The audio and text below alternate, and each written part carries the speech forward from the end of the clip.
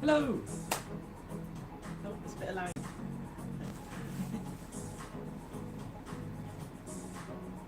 It's about 3 seconds of lag.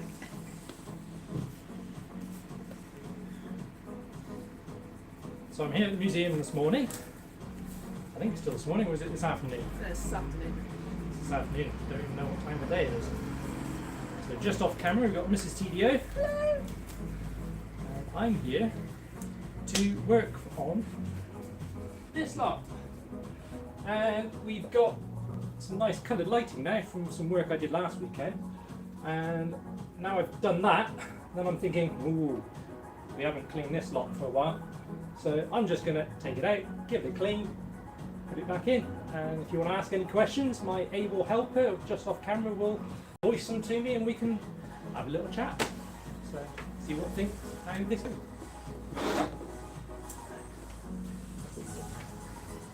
If the music is too loud, just say it's not. It's kind of from the PA system here, so you can turn that down. Maybe. Cool. Right. So I've made a plan. I know where everything goes back, because I'm bound to forget.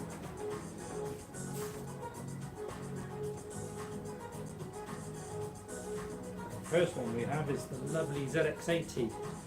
And some of these are looking a little bit dirty, so I'm not going to do a full refurb. All I'm going to do is just give them a very light freshen up. So I've got the usual distilled water, a touch of IPA, and a lot of clean cloths.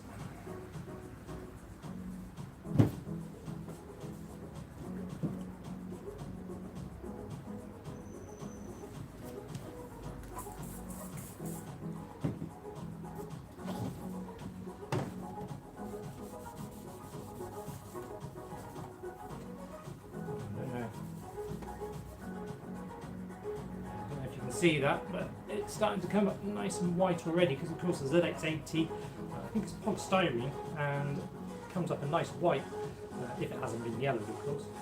I think most of this on here is just basically dirt and brine.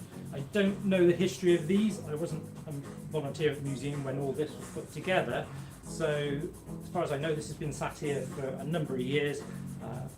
We have buses going around outside and basically you get dirt coming in, so I think they just need to freshen up. We have our first question. We have a question. Who's it from? Mike Webster asks, hello, are all the devices in the cabinets functional or are some just for display only?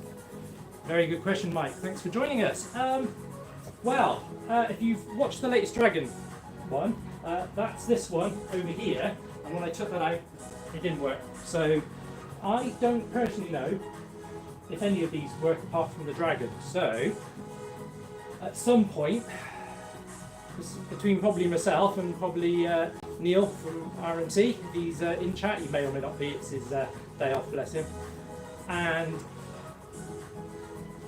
between us, I think we'll slowly work our way through these and figure out which are working, which are not.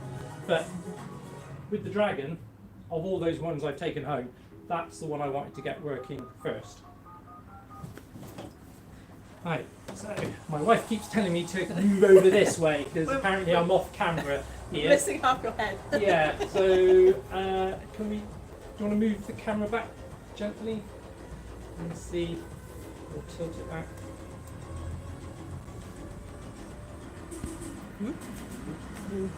Nobody gets seasick. Mrs. TDO is in control of the camera, which is basically my phone. You're perfectly framed. I'm perfectly framed now. Would you agree? So, Mike, I hope that answers your question. For example, I have no idea whether this works, so at some point it would be lovely to get this and give it a test, because I would like everything in here to work. We're very much a hands-on museum, so although, yes, we've got a lot behind glass, we have got a lot that's hands-on. And the idea is to make sure the best examples are in the glass, so you can obviously see them, and then to have handling machines that can take a bit of a beating, because obviously, people coming in using them, small kids, etc. They will get a little bit of a beating. But some things like a ZX80, it's not going to stand up too much, so that's better off behind glass. So, getting gently clean this because I want to make sure I don't use anything more than distilled water with that little bit of IPA because I really don't want to take off any label. I just want to basically freshen it up. How are we doing for volume? Can you hear me okay? This is my first live stream from the museum, so I don't know how this is going to go. And obviously we've got the usual chat lag. I don't know if you can see that, but that's coming up with some dirt off of this one. Bit muffled, but I can hear, Mike says. Okay, I will talk up a bit.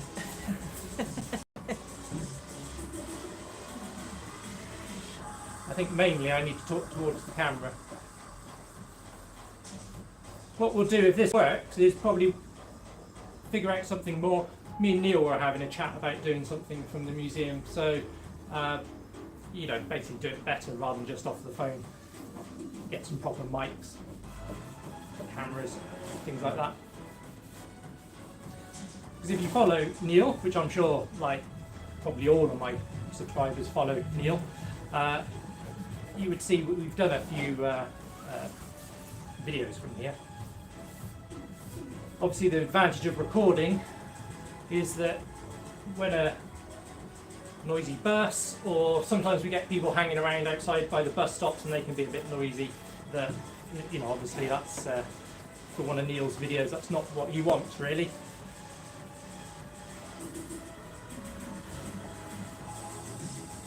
For the music, I've put together all the music I've used on my videos that's, well, basically YouTube copyright free, so hopefully no strikes. Mike says that's how he found you. I see.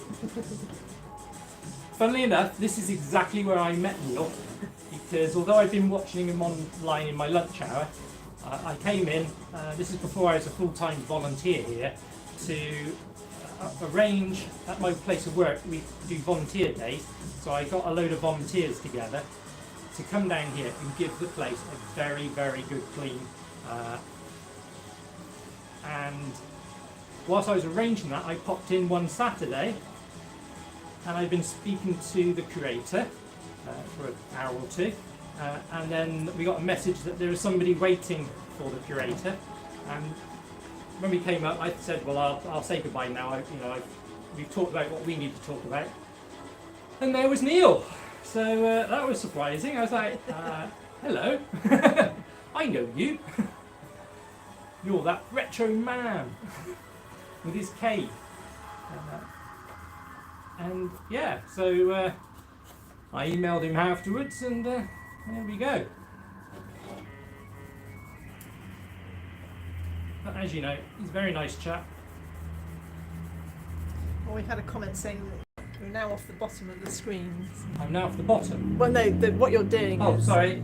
Hang on, Yeah. let me just adjust. So, we'll get Hang my... on. No, it's not that one, Joe. It's Isn't it? it's the wrist one.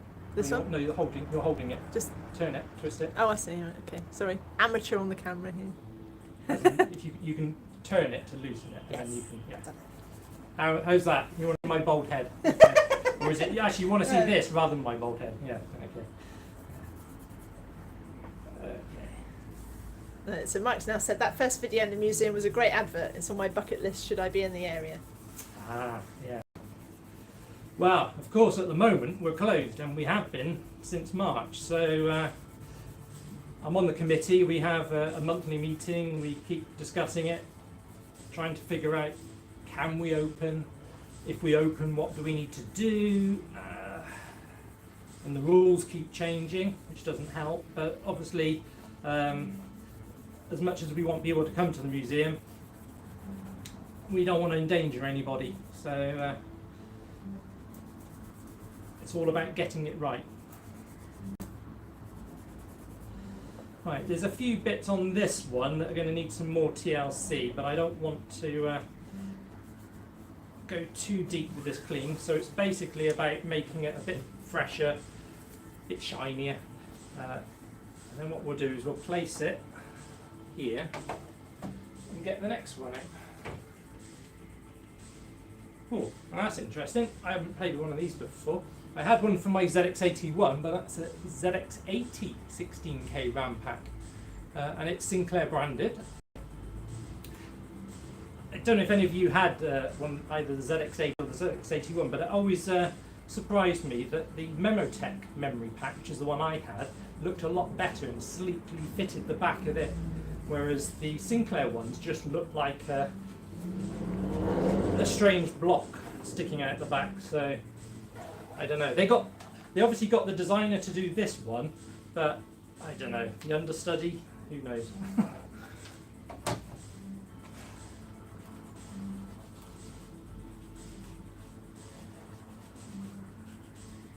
This almost looks like they did this RAM pack once they were doing the ZX81, because it's the same black textured material. Yeah, see the dirt coming off of these. I think the main problem with the dirt in the museum comes from the diesel buses. So hopefully at some point when Swindon goes to electric buses, or I do have a plan to effectively board up the window on this side and do a better display and keep out a lot of the noise and the because we don't need the light in here. In fact, quite the opposite. We've got special lighting in the museum so that it doesn't damage the equipment. So keeping out sunlight, we've got blinds and they're always shut. So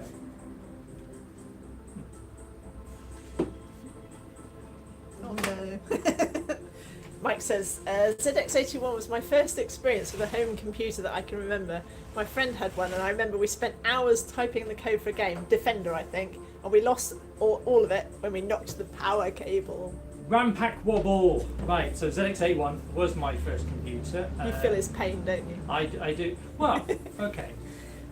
I feel, and I think people tell me I'm quite a patient person, and if I think back, where I got that from was from my ZX81, was from typing it in, and just before saving it, I don't know, pressing the enter button or something, you get that wobble, whole lot's gone. And at that point, you can do one of two things, I think.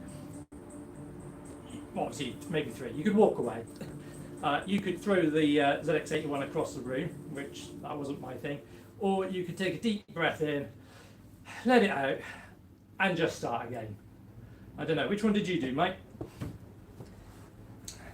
Paul Winsome Hacks said I never could save anything on my ZX81. I had to retype it each time. Oh no! Seriously? Why not? Was it your tape recorder or? Oh dear, that's. Yeah, you were dedicated.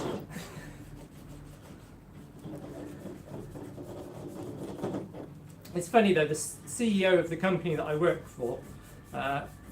He started out on a ZX81 as well. He's doing a lot better than I am now.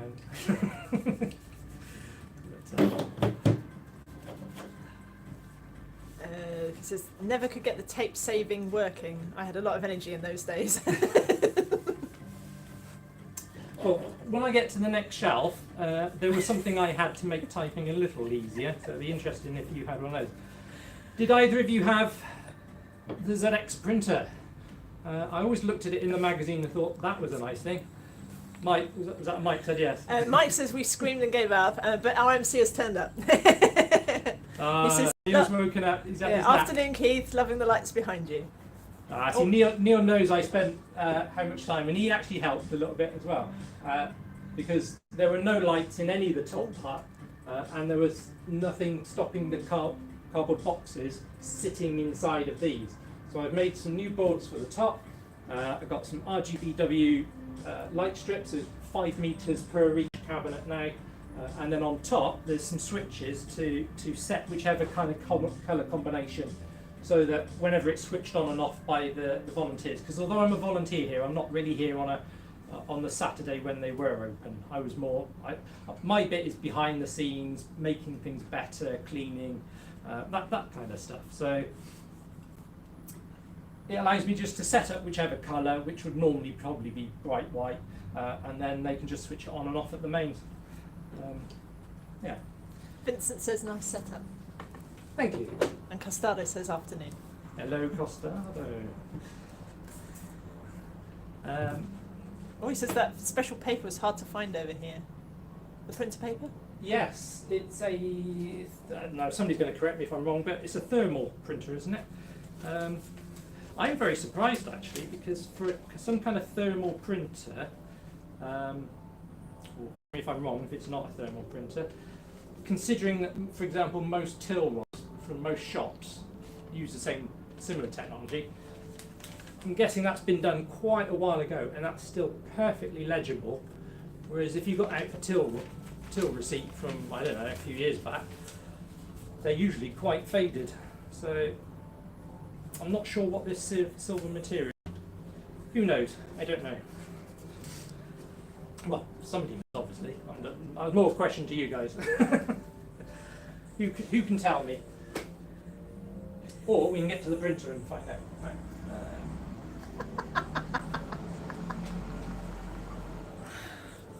Vincent Grimwald. Oh, every comment is read out loud. How can we make use of that? Smiley face. Do you want to see Mrs. TDO? She's shaking her head no. Oh, this is an interesting one. Aluminized. Yes, Costello. Aluminized, aluminiumized. Yeah, exactly. Is it Americanized or yeah? No, so Jeff Buckingham said, I had the printer for my ZX81, never got the RAM module though, so I was stuck with just the 1K. 1K! And he says he's surprised the printer paper hasn't turned black with age. Yeah, I know, it's surprising, isn't it? This is interesting. Neil says the text-to-speech sounds so real.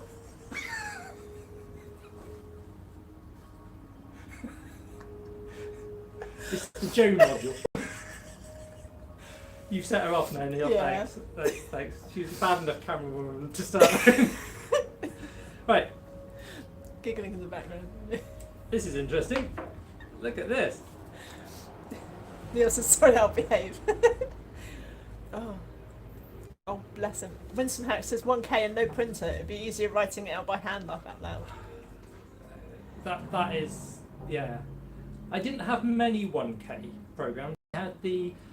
I was always amazed by the 1K ZX81 chess that bloke managed to get a whole chess program, not all the rules, but the whole chess program into 1 kilobyte, which I believe has only just been beaten in the last couple of years or so.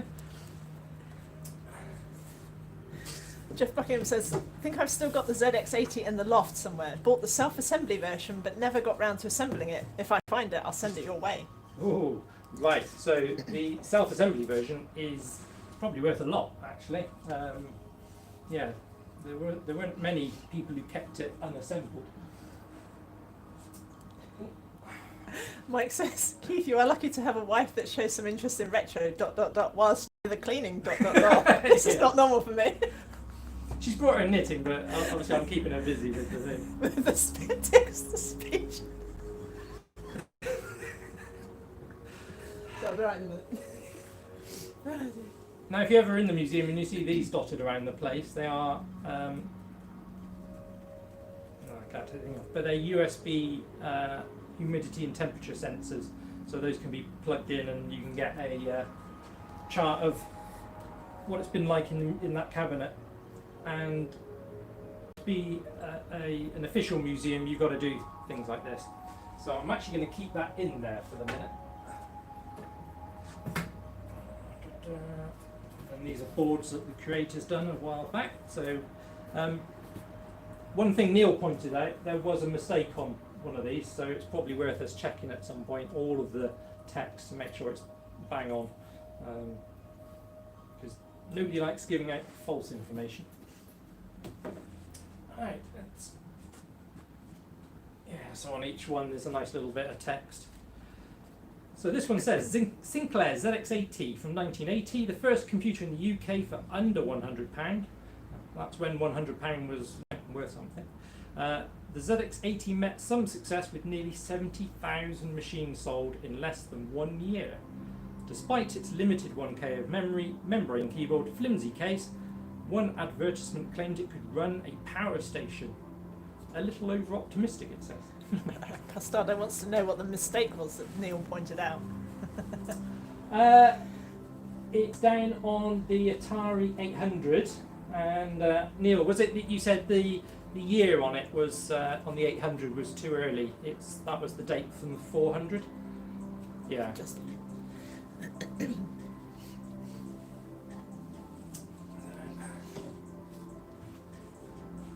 Right, let's go down one.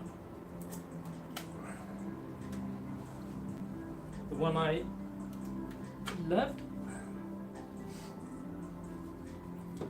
Now, unfortunately, my ZX81, though I've still got it, when I was, I don't know, I think 13, 12, something like that, I decided I would clean it and to look nice on the shelf, and I went to my dad's model making desk and got out some stuff that looked like it was cleaner, and it started to melt the plastic, so that was a clever thing to do.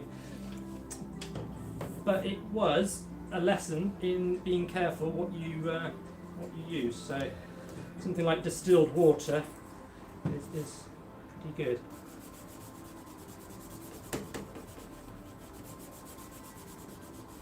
Like I said, this isn't a full refurb, this is just take stuff out. Now I've given it all this lovely lighting, it's going to show all the dust and all the fingerprints. So just give everything a little spruce. This isn't going to be a trash to treasures or anything, Neil. Do I get copyright strike for saying that? I don't know. Winsome Hack says ZX81 plus RAM pack that crashed if you sneeze near it. Yes, infamous RAM pack wobble. Yeah, I don't know if you can see that, but it comes up nice and shiny. Just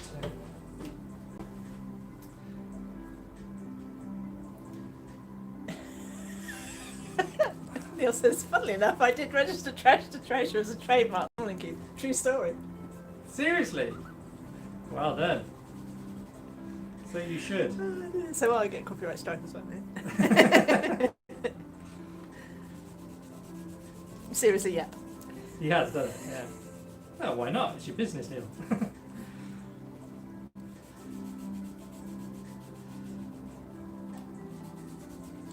Cleaning montage live. Which is, yes. With Royalties will be fine. Neil says. these are what was that? Wheeler dealers. They're chatting amongst themselves now. So Oh, that's right. You should chat amongst yourself. You should register Retro Road Trip as well. Oh, Neil's got a story about Retro Road Trip, but you probably won't want to say about it in chat. Who said it now? These gloves, by the way, I quite like these. These are the ones that Ed China sells. The guy who used to be on Wheeler Dealers, guy mechanic. Because they tend to stand up to all sorts of chemicals and stuff, but not be as thick as marigolds. Neil says, "Ha, no, we don't talk about that." No, we don't talk about that. So I'll change the subject. On the back of this one, there's like a line, almost looks like it's been melted in. And typically on these kind of plastics, that's because the cables and everything's been put back into the polystyrene box. And the cables on some of these plastics can melt the polystyrene, and they can melt the plastic depending on what this has been made of. So if you've got machines, make sure that the cables are in their own little bag, well away from everything else. And slowly, as I get to process what we've got in this museum, and as Neil's seen, there's a lot of good stuff here, is to get a handle on it and try and start separating things out, or to open it, put things into their own special bags, and then to try and keep things from reacting together. For the dragons, I'm going to experiment with the acid-free tissue paper. to wrap things in, because in theory that should hopefully act as a barrier between all these different things. Yeah. Lloyd Chair says, hey. Hello. Hi, Lloyd. Yeah, okay. Like I said, it's not a full thorough clean, it's a freshen up.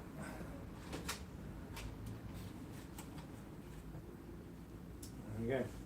ZX81 arcade action. Funny enough.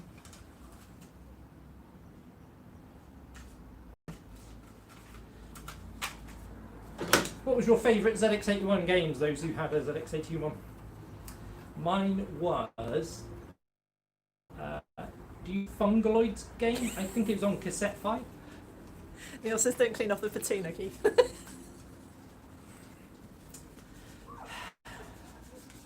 Neil. I like patina. That's what I'm saying, don't clean it off. Just giving it a bit of a clean. What does this one say? Right. Sinclair ZX81, 1981, surprisingly. I hate words like this. Phenomenally successful machine. The ZX81 sold over 1 million units. Building on the success of the ZX80 a year previously, it added floating point arithmetic support and trig functions. So that was something they added into the ROM, I believe, and you could get the ROM and put it into a ZX80 and pretty much bring it up to a ZX81. Peripherals included memory expansion. The standard ZX81 came with 1K, as we know, and a low-cost printer at £49 for the kit and £69 ready-built. There was nothing else on the market at that price, and it introduced many people to program, which is true.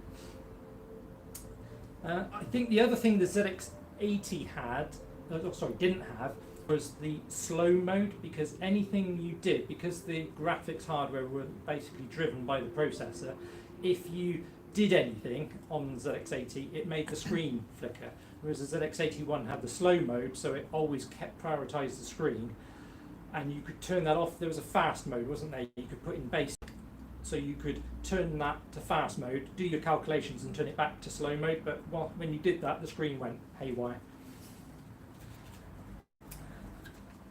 That's my memory of it, anyway.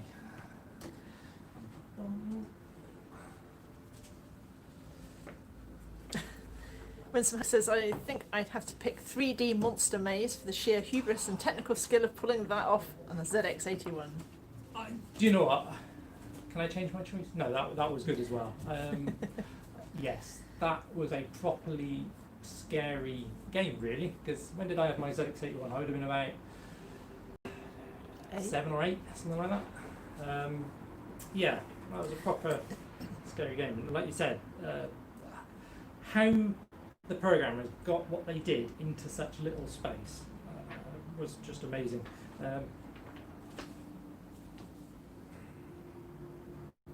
Costada says screen updates are overrated anyway. Yes. Nice little leaflet called Printer and Plotter Products. So that thing I showed with the graph paper, it's basically trying to sell that. It's giving you ideas for how to design graphics and games that you can play, and how to use their, can you see this okay? How to use this pad and well, effectively draw the different shapes. Yeah, quite neat.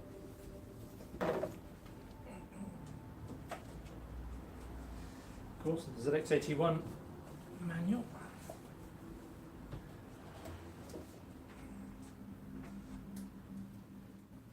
Now that's what I had for my ZX81. In fact, it came with it fitted, I think, because my ZX81 wasn't new. My dad got it from a mate at work. In fact, before the ZX81, we had the Video Master Super Score. So again, he got that off a mate at work, and then when his mate at work, upgraded his ZX81, he sold that, and my dad bought it. So although my dad was never into computers, and he always moaned about them at work, because effectively when computers were introduced, they started getting rid of secretaries, so he had to start doing his own letters and emails and stuff like that, so he didn't like that. he did have the foresight to get one and introduce me to him. So, yeah, thanks, Dad. Dexter's Tech Lab says, "Hickey." Hello, Dexter. So, all this is a very simple push button with some little plastic springs at the back. It just made it a little bit easier to use.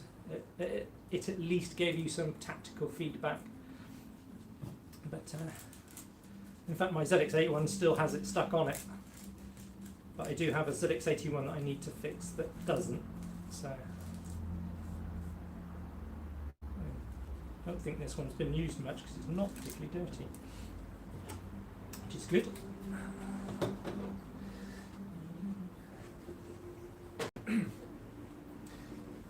Now that's what I didn't have for mine, which was a box. I think it just came in a shoe box from my dad's mate. But there we go. So this was, what does this one say? Sinclair starter pack, 81 with a RAM pack, plus cassette. I presume a cassette rather than a cassette deck. For £45, saving £29. So I don't know when they did that.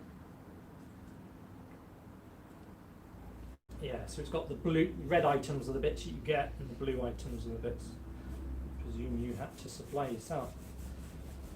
As a TV, I had a tiny little Sony, and it was one of my granddad's that was both, get this right, was it UHF?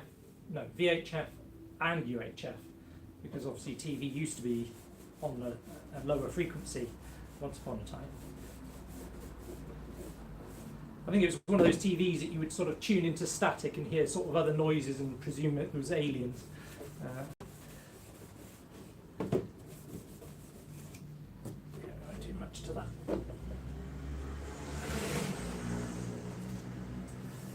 So what's everybody doing with their Sunday afternoons?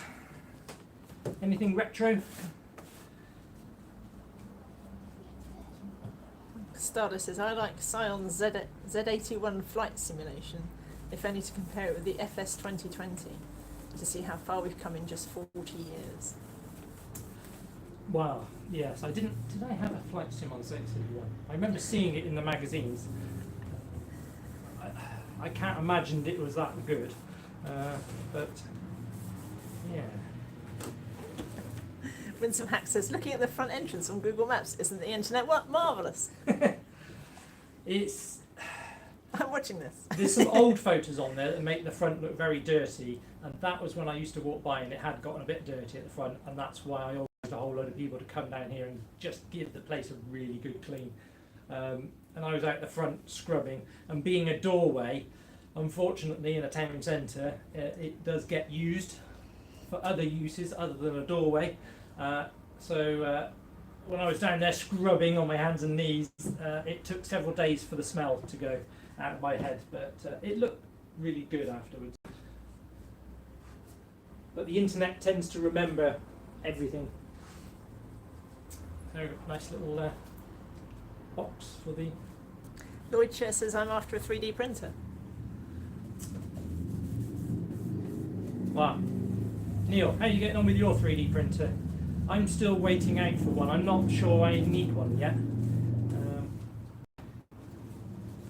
We've got a couple here at the museum which are, funny enough, not being used at the moment, so I did wonder.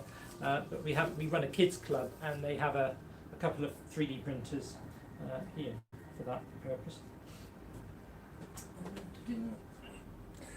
Winsome Hack says, "I can see mostly roadworks if it's any consolation." Laugh at that. Oh, this is interesting. I thought this was on a stand for a moment. So we've got a ZX Spectrum, I presume 48K, and then we've got the old, you can see, ZX Interface 1. Who can remember what that gave you?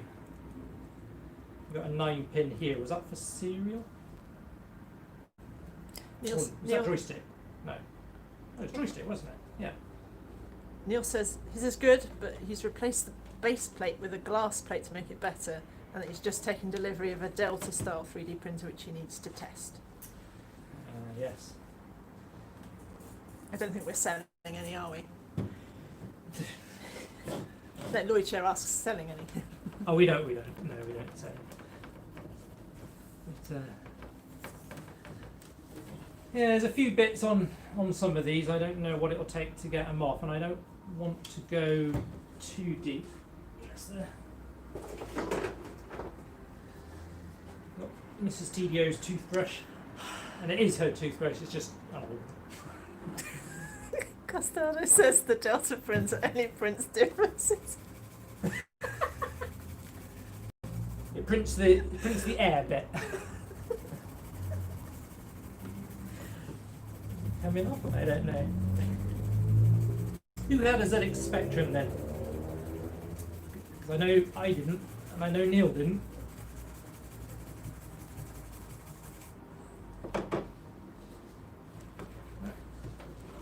Yeah, there's a white mark there, and it's not coming off, and I really don't want to use anything too much to try and shift that at the moment. So I think that will go on the list of things to try and do.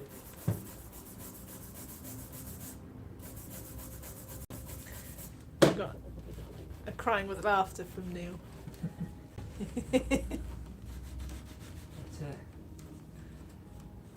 No, at school we always had obviously the BBCs. Although in one of the science labs there was one of these that some people used at lunchtime, but it was never me. I think I got to use it once, but I think you had to have that science teacher. Lloyd says when he was a kid, my dad had a 128K and a 48K. And Costello says I had 3 back in the day, and now I have 4. Wow. So Does that mean they were breeding? Well, yeah. What's your secret? How do you breed it? Yeah, this one's been used a bit. Look at that dirt coming off the keyboard, and it's starting to come up at least a bit shinier now. What's the word, Neil? Finger juice, isn't it? Oh! Finger juice. We love finger juice.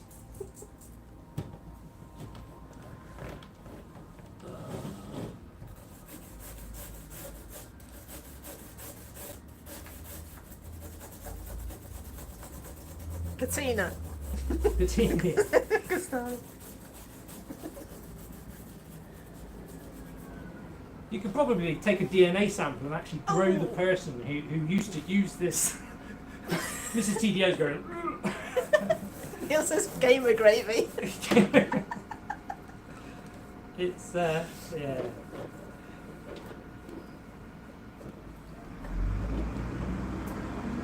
Can you hear the buses, by the way? Do they disturb the streams? Because it's a bit of an experiment, this stream. I was going to do this anyway, and I thought, why not stream it? See if it works. Like I said, Lloyd has pointed out they say toilet seats are cleaner than keyboards. Yeah, I think you're probably right there.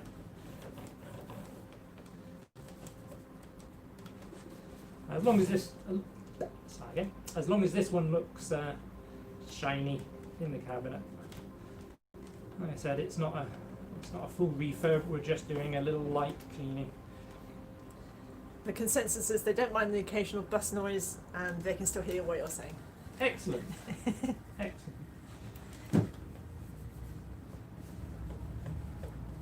What we'll do is try and figure out, because this is literally just off my OnePlus phone, so through the Wi-Fi as well. So I know people say don't stream on Wi-Fi basically, and the lag doesn't seem too bad either. What resolution is this coming out at? Is this coming out at 1080? Because I know Control Alt Reese did a stream the other day, and his was really behind, which impeded his flow a little, but it was still entertaining. Yeah, you're a few seconds behind. Okay, that's not too bad. 720p apparently from Castaldo. Okay. 360 for Lloyd, 720 for Neil. Alright, so I'm guessing we're going out at 720 then from the phone. I mean, the cameras go up to 4K, so I'm guessing that's the I'm using the YouTube app, so it didn't give me any options for resolution, just whether I wanted front or back camera. Be me. Huh? It would just be me then. Yeah. Staying over. Right, I think this is held on by 2 screws, so I'm not going to try and pull that out. That would have been a good idea for all the other ones. Control Reese has joined us. Oh my goodness, an all-day cleaning montage. It is. Hello, Reese. How are you? I was just saying about your the lag. It was impeding your flow, but it was still entertaining.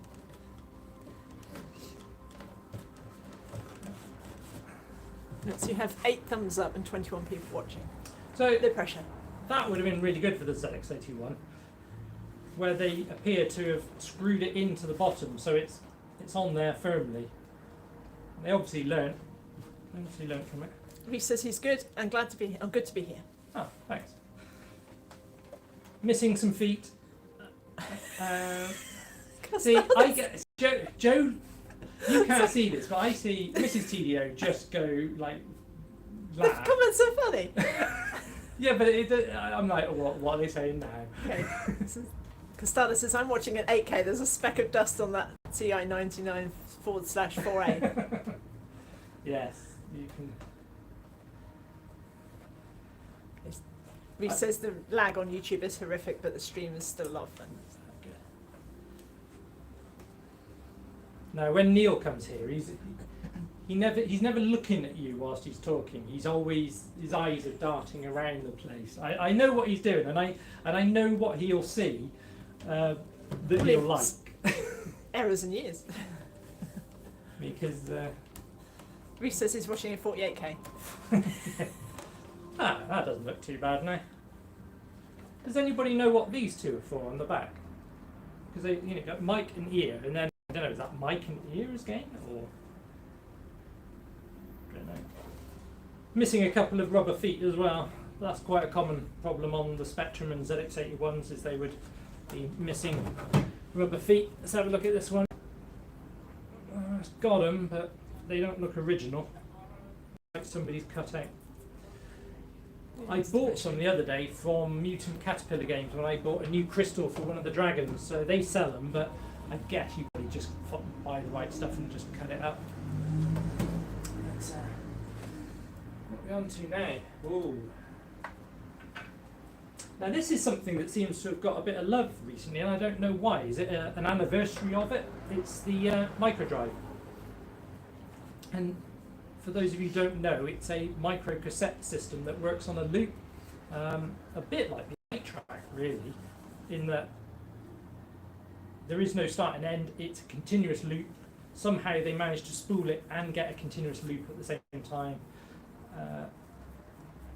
Yeah, it was something that they produced to try and be as cheap as, or cheaper than floppy disks, but floppy disk, by the time they actually got it all sorted and got it out, I think floppy disk came down and pretty much killed it anyway. But there's a strange, shall we call it patina? I don't know if you can see to this. I don't know what that is, so I'm not going to try and remove it for the minute. It might be something that can be polished, it might be something that's etched. And I guess this is the problem we face when we try and clean something like this, is as you try and clean it, if you suddenly start taking away the paint, or it's too late by then. So is it better to leave it and just admire it for what it is? Who knows? I won't be spray painting it. Casada says, bought a new crystal for the dragons from a mutant caterpillar. Sounds like a typical 80s adventure game. I'd never heard of mutant caterpillar until I started to look for that crystal, and it was really quick. The price was cheap, and it came in some funky packaging, so can't really ask anything more. But I will certainly keep them in mind for future stuff.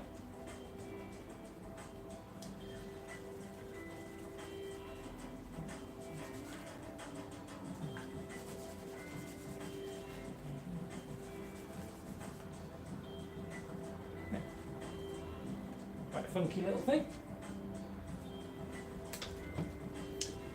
Right, coffee. I've learnt from you, Reese. Don't pour yourself coffee and then not drink it. Right. Now, who had one of these? I did. I'm not sure if it was the DK-Tronics one or there was another one I think as well. I think there was a simpler one that didn't have the nice packaging. And although this one is for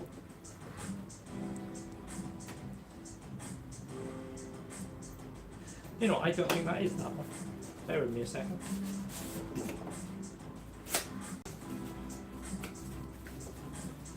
Reese says, I'm noticing a distinct of Atari 8-bits. I assume they have their own separate display cases. They're so awesome. It's down there. A little bit off camera. There's one down there.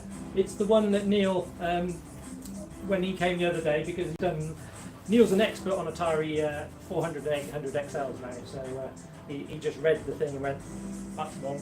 So he got the wrong year on that, so that's something we'll have to look at.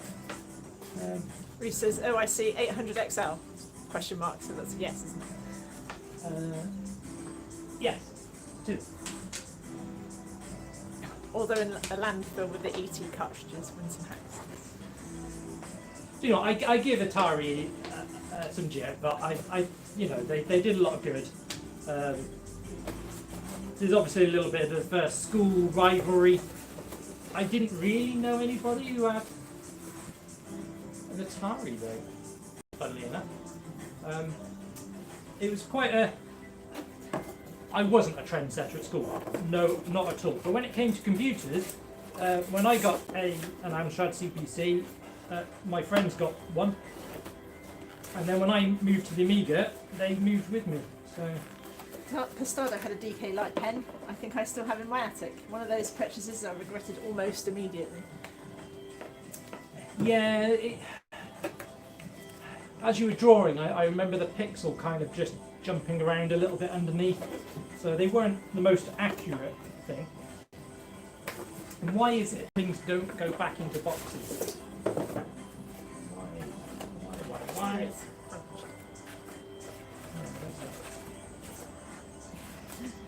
He says, I spy an Oric 1 and an Atmos 2. That's T00. Yeah. He says, haha, the 8-bits were brilliant. I'll forgive you for not appreciating the ST, but it has a lot of nostalgia value for me. Yeah, and it's like, the ZX81, to be honest, had no sound, blocky graphics, but I still got a lot of love for it because that was the computer that introduced me to programming. The Amiga I fell in love with and was the computer that I got to choose. Well, effectively, it was my first computer that I got to choose. There's a computer shop down the bottom of town that I remember seeing it in, and it was playing the docs demo, and I saw it, and it just, you just fall in love with a computer. You can do such a thing. Winston Hack says, I nearly ended up with an Oric and instead got a C64. Looking back, I did dodge a bullet. Yeah. Costado agrees it exactly wasn't very accurate at all.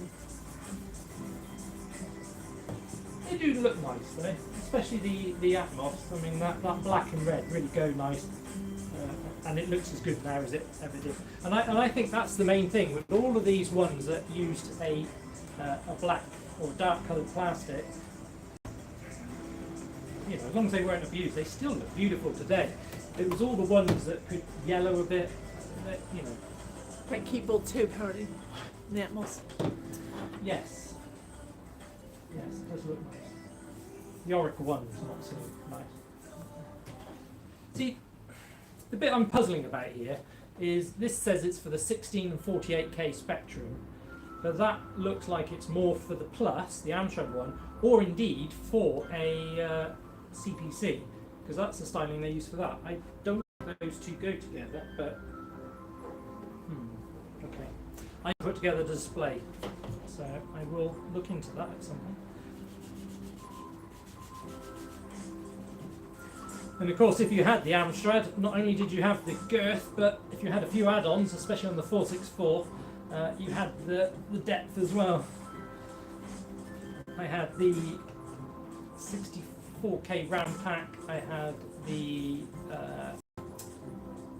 disk drive module, so that's 2D, and then the Romantic Robot multi-face one, for for backing up my own programs, of course.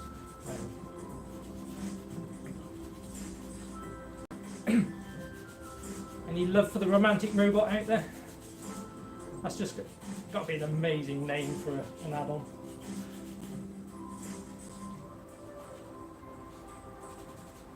Yeah, there we go. Costello says I had a multi-face 3. Which machine was that for? Because the multi-face 1 was for the Spectrum, the multi-face 2 was for the Amstrad. What was the 3 for? Neil says, looking at some Google images, that does look like the CPC 4641. Yeah, that's what I reckon. It could be. The only other one that had that styling, that sort of light, sort of dark grey anthracite sort of colour, was the Amstrad Spectrums, which we haven't got any out here. These are all the Sinclair ones from before he was humiliated and sold out to Mr. Sugar. Costello says Specky again. And Control Re says, machines need love too, Terminator 2 taught me that. Yeah. ZX Spectrum Plus, I'm guessing. Is it this one that the ZX Next is sort of based on? This kind of, which is the toast rack one? I forget. Wait a minute. Was that a 128 version of this? I think that's the slots on the side. Apparently the C64 had light pen functionality. And it said light pens were for really simple but could plug into the joystick port, but it never caught on. Oh, cool. Yeah, I mean, I had the. Oh, which one do I have? Is it OCP Art Studio? No, OCP. That's a Robocop thing, isn't it? But it was the. I'm sure it was the OCP. Yeah.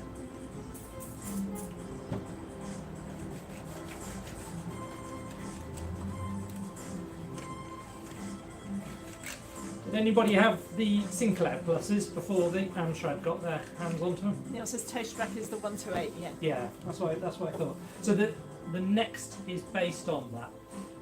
How many people have got the Next on order? Because I haven't. Oh, we've got somebody from Australia. Well, it's been to Australia. Optimed says few Spectrums ever made it to Australia, as mostly C64 Amstrad Micro B. But the Tasmanian government had a deal with Acorn, so schools had BBC and Archie. We even got some changes to Ethernet. Flame Lily says OCP Advanced Art Studio, great program. Yeah, that's the one I had. I liked the Mouse control drawing app, yeah? yeah. I never had a mouse on the Amstrad. Neil's ordered it on the second Kickstarter round. Yeah, I looked at it. I thought. Oh no, you ruined Reese's day. I literally just set up everything to do some filming this afternoon, but that's gone out the window. So. Sorry, you don't have to hang around, Reese. You know, I was going to be here cleaning. I thought it'd be a fun thing. It's been on my mind. I almost did it last week, but I spent most of the time up a step ladder, looking at the top. So you'd have been staring at my ass, and really, that's not what you lot want to do. Believe me. Winsome Hack saw a video about the Next. I was never a Specky owner, but the design of the Next looks really nice and slick. I guess the idea there is to get something going that's, I don't like it, a scene. I'm just wondering why they went with the Spectrum rather than a kind of a new thing that kind of almost took the best of everything. Or would that be the worst of everything? I don't know. If you took the best styling keys of the Spectrum and from the Amstrads and the Commodore 64 and you kind of put that into some chimera, would that be a thing of beauty or would it be a hideous thing? I don't know. Because I'm never a Spectrum person, so when I look at the Next, it doesn't do anything for me. Reese lives for this stuff. That's why it's really disheartening.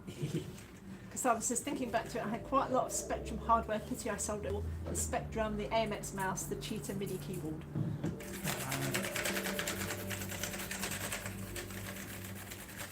There were lots and lots of expansions you could get for everything. Optimed thinks the fun of retro computers are the limitations.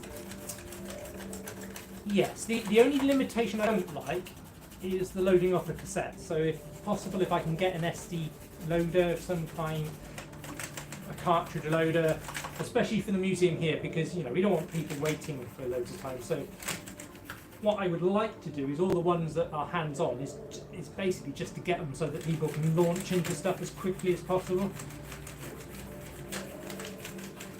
So Vincent Hack says, I do wonder about the effort of updating old machines. They aren't the same anymore, but hey, some people like doing it. Yeah, I think it's something for everybody, really. I guess what the next gives is people who want that retro experience but don't want the hassle of. It's almost like owning a new Mini rather than an old Mini. You've got the look, you've got the feel, you've got the nostalgia, but you've got something that starts every morning and won't conk out on the motorway. To excuse my rubbish analogies.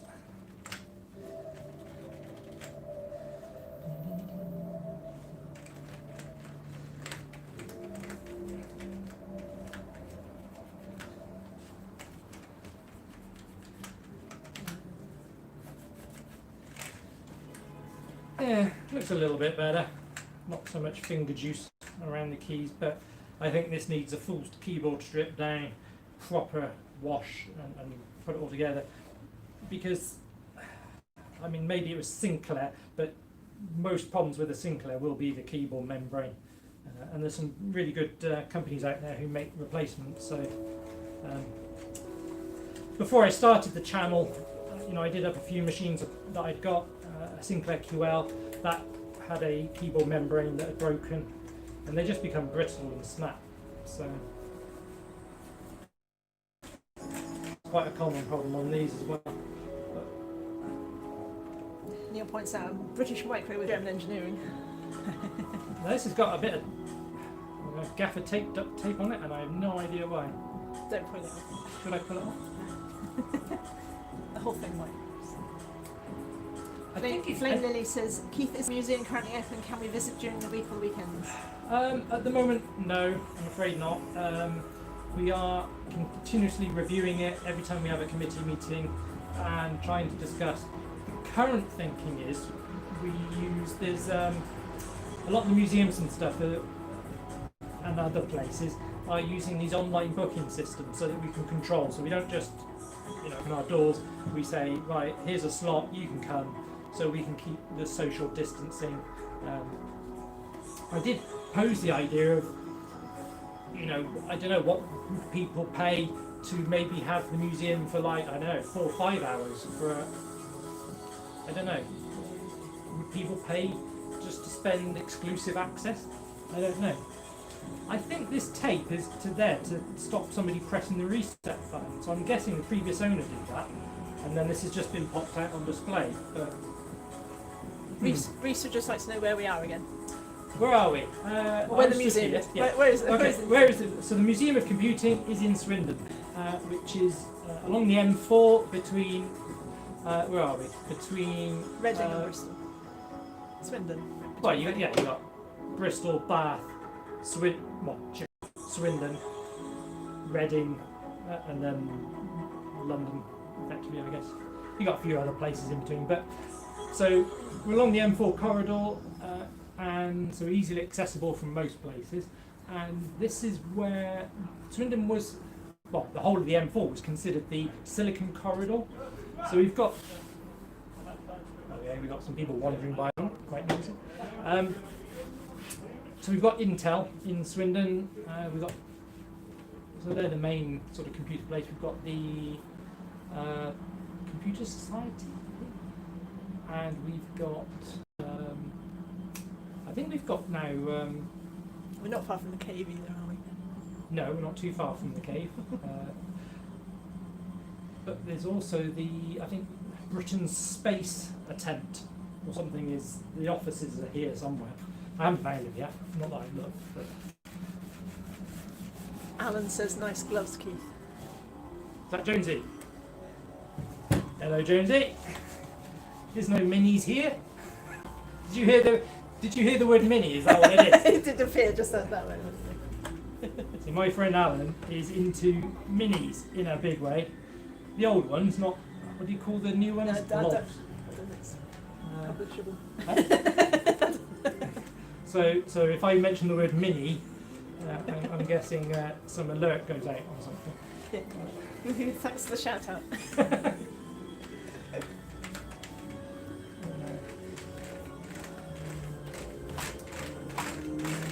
Yeah, not the best cleaning job. There's a lot of angles around here that they need a proper... Binnies. Binnies, he calls them. Huh? Minis with a B. Binnies. And then a vomiting face. Are you doing the whole cabinet today? I don't know. We've been on an hour. I'm going to do a cabinet at a time. How long have we been doing? An hour. An hour, wow. I'm going to give it a couple of hours. I at least want to get this disgusting looking Aquarius a bit clean. Alan Leon says, hello, nice murder. I mean, cleaning gloves. Reese has a 74 club. I have thicker gloves for that. For murdering. For murdering. Reese has a 74 clubman. Alan will know. Oh, right, okay. Yeah. Reese, don't talk to me about cars. I'm a Ford bloke, mainly because that's what my dad had and my granddad had. So, yeah, I've had 3 cars in my life. I've had a Fiesta, a Mark II Fiesta, a 1.3 gear, and then I had a Puma from new for, when did I have that for? 15 years I had that Puma for. And then I went to a Cougar, the newer Cougar, not the Puma, big Puma. So yes, whereas my mate Alan has had more cars than I think I've had hot dinners. Reese says, ooh, Mark II Fiesta, very nice. It was the gear though, so it had all the same things look inside. It was the same as the XR2, but it just didn't go. It was a 1.3, so it didn't go as fast, which is probably just as well, because I was a bit. My friends used to think I used to teleport the car from A to B rather than drive it, which Alan will find hard to believe because he thinks I drive like Miss Daisy now. So that's getting old and getting, a bit more sensible. Costello says that's the way the Aquarius looks. It can't help itself. I think that's after Neil saying about doing the whole cabinet. Yeah. So Sinclair QL. Now I've got one of these in my collection. I bought it off eBay. I think some bloke, actually his wife, dropped it off at my workplace. It's an interesting machine. I haven't had a proper explore of it yet. I was very, very surprised that the micro tape still worked, but they did. I had to replace the keyboard membrane underneath here, so I suspect this is probably gone. A common place is between the main part of the keyboard, the bit that goes and connects to the motherboard. You get a fracture there. So whether it's possible to fix it with some silver paint or something, but you can get manufactured ones now, so probably just as easy to get one of those.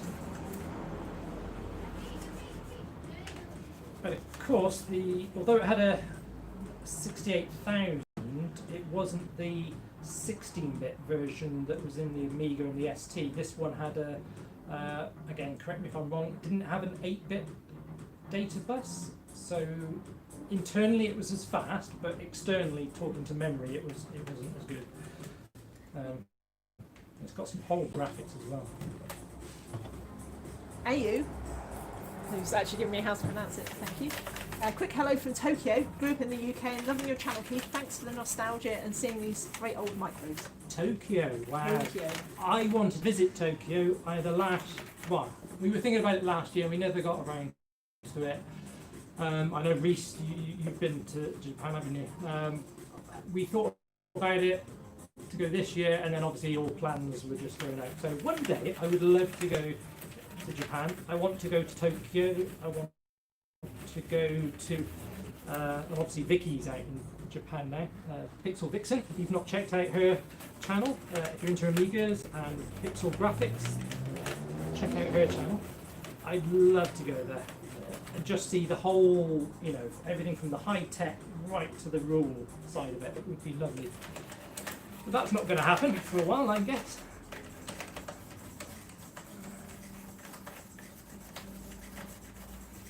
Isn't the internet lovely that you can just like have people from across the world just join in on a Sunday afternoon cleaning? Reese says, yep, did Tokyo, Kyoto, Hiroshima, Osaka, and some rural places in between in 2018. Really love Japan and all things Japanese. That must have been quite poignant going to somewhere like Hiroshima. Because it's at Hiroshima, they've got the building that was pretty much the only still standing structure, wasn't it? And they kept that. Yeah, one building survived.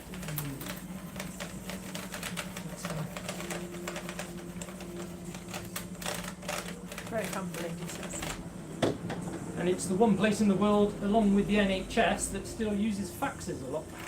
We don't use faxes anymore now. You don't use faxes? We've just stopped. You've just stopped it, okay. Mrs. TDO works in the NHS, and there we go. But her hospital has at least stopped using faxes. Since April. I used to sell faxes in Dixon's, one of the many things.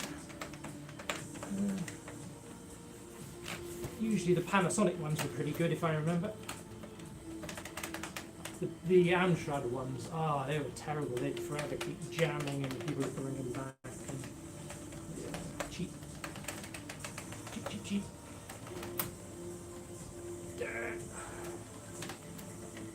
How much do I get for this finger juice on eBay?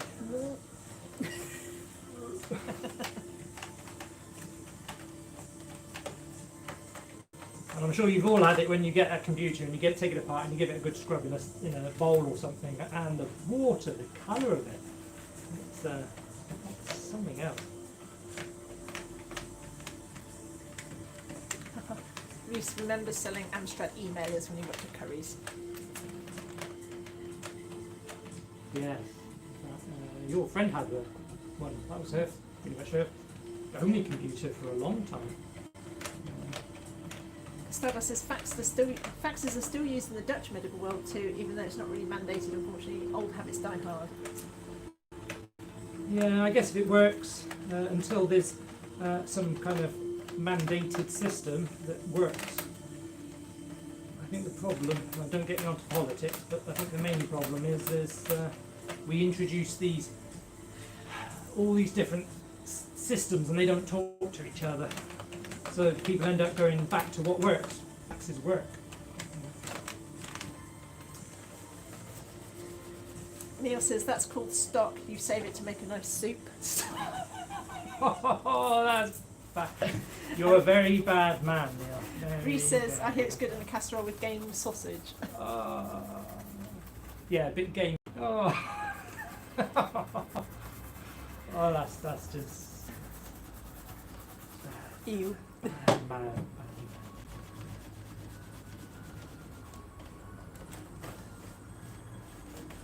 So, anybody else have a QL? Did anybody have one back in the day? It was sold as a business machine. And somewhere else in the museum we've got knocking around a ICL 1 per desk, which I think was based on the innards of one of these as well. Neil has a QL but no power supply. Okay. Yeah, it's got a. I don't know how well you can see that, but it's a strange 3-pin plug that is not like anything else. Is it unique to? Yeah, I've not seen anything else use that. Jeff says, I did briefly use it at work for a while. Yeah. Reese says he'd love to learn more about the QL. Hint, hint. Yeah. Well, like I said, I've got one. I do mean to do something. The problem I've got at the moment is just time. I'm always jealous of Neil doing what he loves full time. Although when you do something full-time, as we've possibly seen recently, not naming any names in the last 24 hours, it can force people to do things that maybe they shouldn't. Yeah. So I do like the ability that if I don't get on with something, I can just walk away and have another go, come back to it in a week's time. I don't feel forced to get it working at all costs. Jeff says he thinks he was using Exchange on it, and Costado switched to the ST because that was a better business machine than QL. Yeah, I mean, I knock the ST, and for games it wasn't great in comparison to the Amiga, but of course it had the high resolution output, it had the built-in MIDI, so you could see that for desktop publishing, for anything that wasn't games, it was a better machine. Reese says unsubscribed. Unsubscribed. No. Well, one of the things I've got, Reese, to work on at some point is a Falcon. So it's the only one that the museum had. I found down in the basement. It's not on display, and I want to get it on display. And now I've said that, Neil's going to go, Keith, have you got a Falcon? Yes, Neil, I've got the Falcon. Spectrum Musica. Nice. Lots of lines.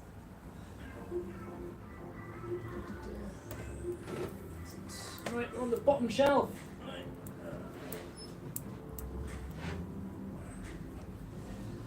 Right, and now of course we get to the Sinclair where Amstrad have taken over. Did Amstrad buy it for £5 million? Sounds familiar.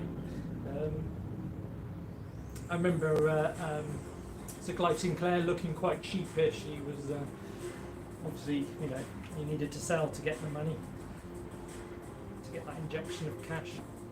But obviously Amstrad have taken it, given it the same look as the CPC range, pretty much.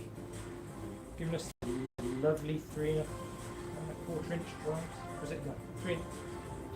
I always get confused. It's 3-inch drives, isn't it? Not 3. Jeff's got a 1040 STE and SM124 monitor sat behind him and get used on a regular basis.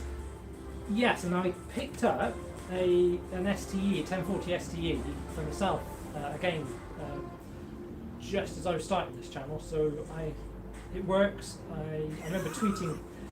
That counts. Oh, okay.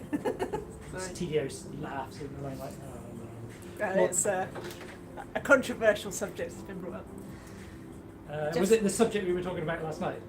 No? Some other subject? I'll read out in a minute. Okay. That DK-Tronics one must be definitely for the Amstrad, because the key in it is in a totally different place to the Spectrum. And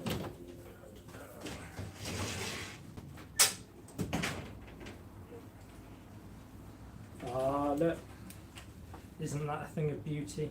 Dirty thing of beauty. Still dusty. We haven't got to that Bit bit. dusty. If the shoe fits. Look at that. Very neat. We were right, Neil.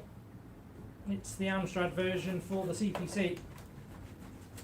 So that's a different box. That's a curious thing.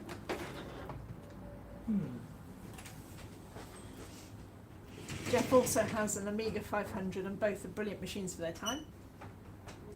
And Reese has got his childhood STE SC1224 sat on the desk next to me as I type. Oh yeah. And then the controversial comment from Costado, either from you or Neil, I think it would be nice to do a special video on how better to use a Dremel on retro computer restoration. Yes, that is an interesting conversation at the moment. It's the hot topic of the retro scene. Reese has sent you the picture of a paperclip. I watched it.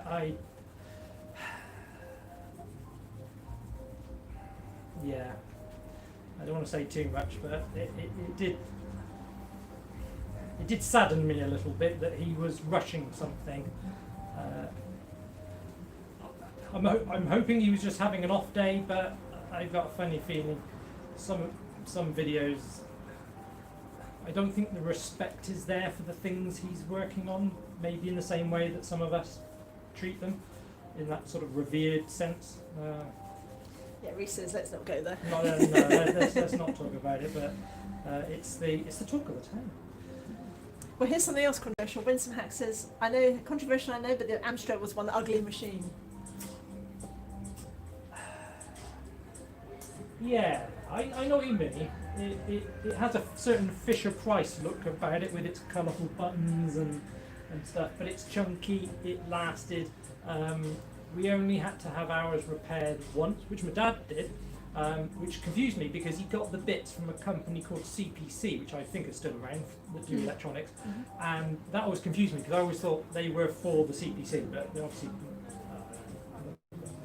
and that's because I tried doing a little electronics project and I put the wrong voltage up the joystick port and blew one of the chips, but fixed it, which was really good. So somewhere I think I've got the circuit diagram for a 464. But they were sturdy machines, and obviously tape loading tended to work a lot better. So if you didn't have a Sinclair QL or the Spectrum microdrive, it comes with these beautiful little cassettes and a little holder and a tiny little tape, and inside there is a infinite loop, so you can just run it around. Quite beautiful. Jeff says he never liked any of the Amstrad machines, switched to Commodore when AMS bought out Sinclair, and then went Atari ST and Amiga from that point on. And Costada says the CPC is so long you can put a handle on the side when you to use it as a cricket bat. You did have to have some desk space, I'll give it that. But then again, you know, when you got, I don't know what the ST was like, but with the Amiga 500, well, yeah, I know there's one over there.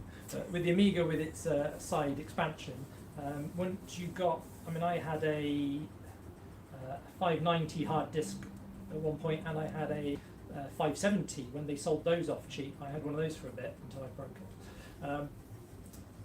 When you get one of those on the side, that's a pretty girthy thing, but as well, I don't know. Maybe we were compensating for something.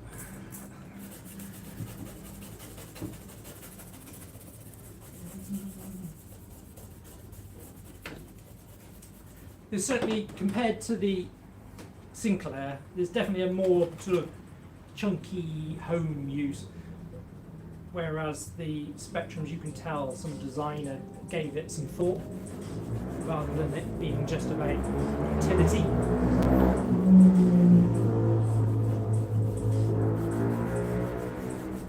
You get some nice, say drag racing, but close. Reese asks, what's the girthiest computer you have? That's probably got to be something like a TET or an Altair, something like that. The Sam Coupe is an interesting one because that's it almost looks like it's the wrong way round in the cabinet, but it's not particularly girthy. It's probably the 464. It's certainly in this cabinet. Looking at them all, the 464. The deepest one is the Dragon, the latest one that I just got to work on, and that was so deep I've had to move it up to the top. Winston Hack says, mind you, the C64 brown bread bin is hardly a stunner either. Starters retracted the message. It has I did read what it was. It has a certain, the old bread bin though. It has a. I made a comment the other day that the new consoles that are coming out, they're all just PCs in just a different fancy case, but at least the hardware back then, inside and outside the case, it just had personality. Each one had their own pluses and minuses, and that's less so these days. They're all based off the same architecture, the same, they've got a different focus maybe, but it's not as fun anymore. Jeff says his C64 with 1541 drive and NTS 803 printer took up a fair amount of width on his desk. And Neil says the MTX 512 is pretty girthy. It is, yes. Yes, we did, especially when you then added that external expansion on it. That was something else.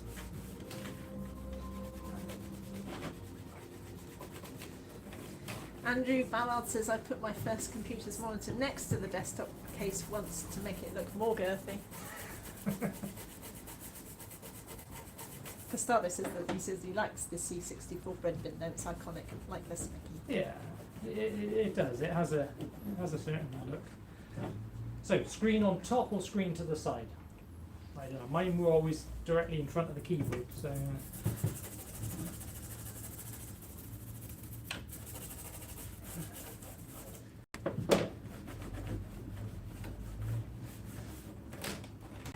Yeah, excuse me. This is another example. There's lots of dirt down the sides.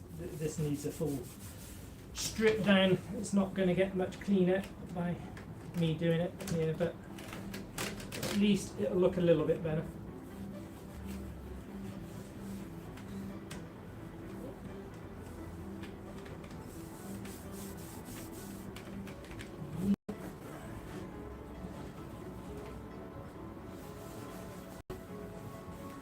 And one of the things I need to do with the collection is to go through, figure out how many we've got of each one, where we go over 3 or 4, look at, do we need that many? Because some of the items, like Spectrum, we've got a lot of Commodore 64s. Atari STs. Yeah, and, there's a flock of them. Yeah, we've got quite a few STs, quite a few Amigas, all the popular stuff we've got a lot of. And the problem is, the space we've got is limited, so it's making it harder to take in new stuff or to expand, figure out what we have got here. I see that as one of my missions in life. It seemed something worthwhile doing. I had a tour behind the scenes of the Museum Computing History, Computing History Museum. Is that what they call themselves? I always get this one wrong. The one in Cambridge, and they're doing some really good work there. But of course, they've got full-time staff. There's a lot of direction there. Whereas this museum is completely volunteer-led. So, if anybody is in the local area and wishes to help, then give me a contact. I will put you in contact with the curator. Oh, I get a shout out now from Reese. Excellent job, Mannings, in brackets womaning the comments. He says you really could have done with a comment wrangler for his live stream. I'm not available to hide. Yeah. She does a good job. She puts up with me and the collection that I've got. I keep it mostly in my room, but it has recently, as you've seen on the latest video, spilled out into the dining room. So I'm hoping to get that dragon stuff sorted, get some listed. So if you're in the market for a dragon, hopefully, you never know, you might be able to pick up one of ours. And but the first thing I've got to do is make sure all the ones that the museum wants to keep are working, etc. Right, so that is all the machines in the first cabinet given a little light clean. Take these cards out as well.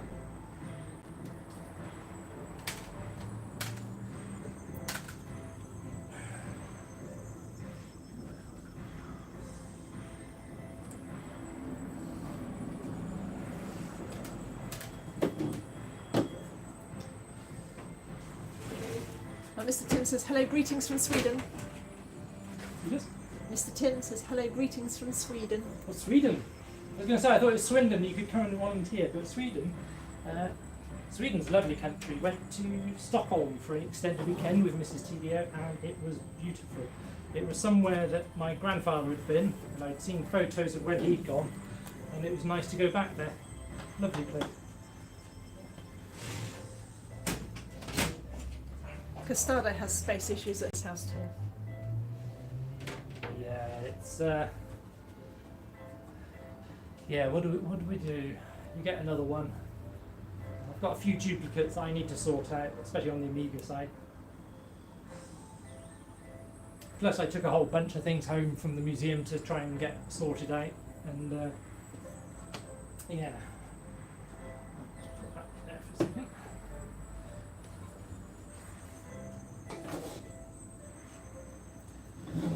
Yeah, if only we had our own separate cave. He says his collection often extends to the dining room, much to the displeasure of the wife.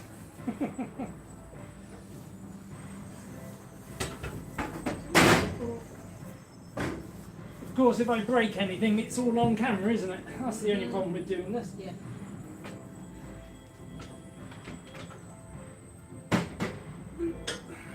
Yeah, I always know you've been filming in the kitchen and that, don't I? Because you've been in the kitchen first. Nice clean Yes, kitchen. Mrs. TDO gets a beautifully clean kitchen whenever I prepped it to do some filming out there. So that is one thing. Yeah, Reece says that's one thing he's learnt from recent events, so you don't want to break things on camera. Yes. Not intentionally. Costello says, by the way, what is with the retro computers and purple lighting? That's a good question. Change it, can't you? So, what I did is I like purple. I don't know what it is. I just like purple, and then Don't smash it. and then what I've done is a simple switch system up here. So then, Hey, well, turquoise is nice. so we can have it on white. We can have it on white normally, or we can have it on blue, green, purple.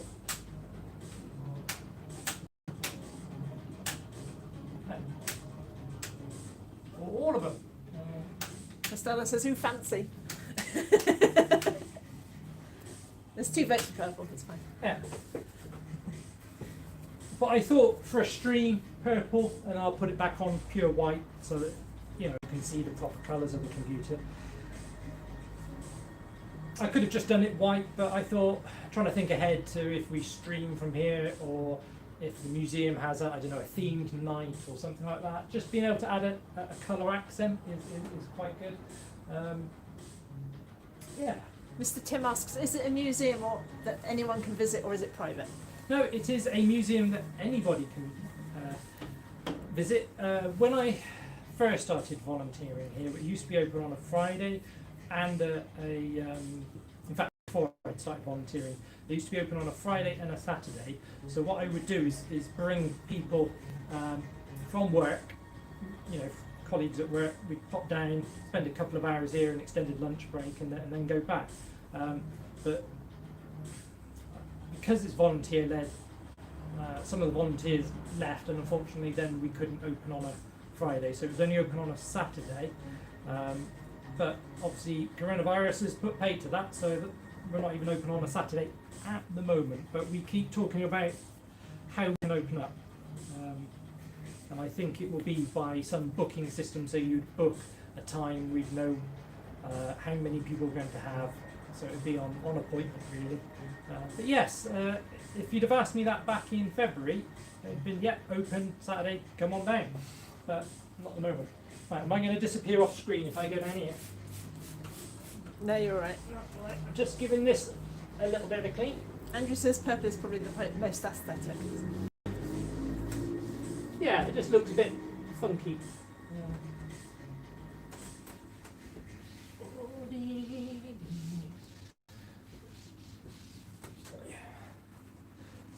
All I want to do is just give the glass a nice clean and get back up there.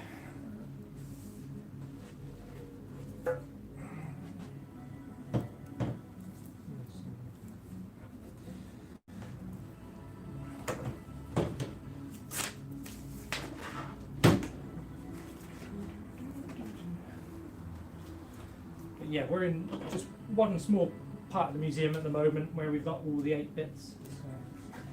So, if we do other streams, we'll show other bits. You may have seen on Neil's videos where we've done the area where we set up the Amstrad, or we've got the Play Choice 10 now. Then we've got the games area. was hoping to set up an Amiga area, but it might end up just being a 16-bit area, so get the ST and the so the Amigas and the STs. Maybe nice to get them matched, so you'd see, I don't know, a 500 and an ST, 520 and a 1200 and an Atari Falcon. We've got some Mega is it Mega STs? So we've got them up against the 2000. Haven't got in the museum a 4000 or a 3000 that I can find. I say that because I found a keyboard from a 3000, so I'm like, oh, there must be one somewhere. But maybe not. Maybe not. Reese says he loves the Mega ST. Hmm? Reese says he loves the Mega ST. Yeah, I mean, what is that? Is that more like the 1040 STE? Has it got the blitter in it, or is it blitterless? Is that a thing? Blitterless?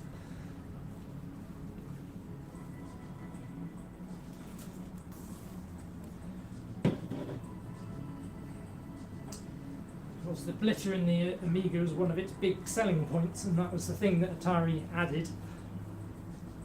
Although I remember reading at the time, the developers didn't like it because, I don't know, they didn't like the way it had been implemented. Is that right, Reese? So therefore, He says it has the blitter but not the other enhancements of the STE. Oh, what, the expanded colour palette, stuff like that. I just remember the magazines at the time, the developers saying that they weren't going to use it because it didn't really add anything. So kind of halfway between the two, the Mega ST2 comes with the blitter. Okay.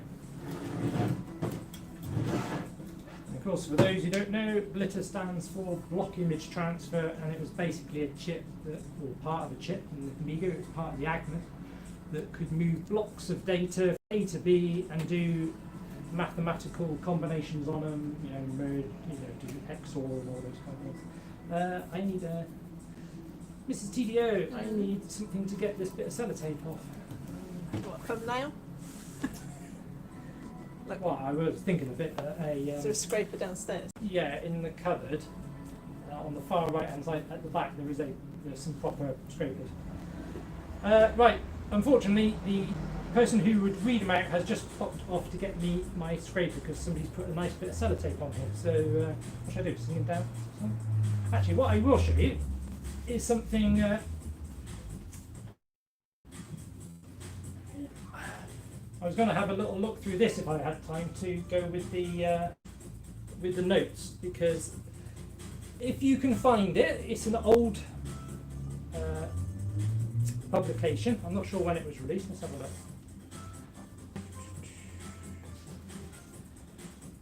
From 2004. If you can find this, get it.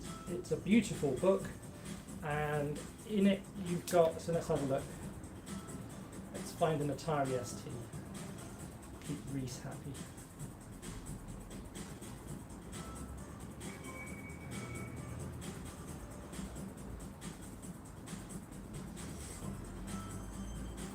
Oh, has it even got an ST, Reese? No, it must have. Must have.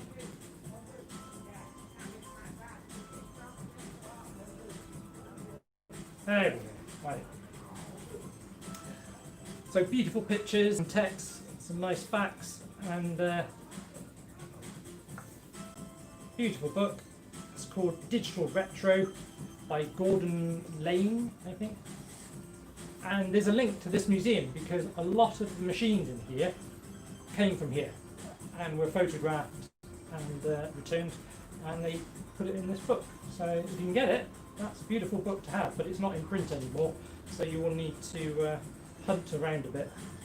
I know somebody's got one. Whether he's going to own up to it, but he's definitely got one. Right, let's do a bit more cleaning.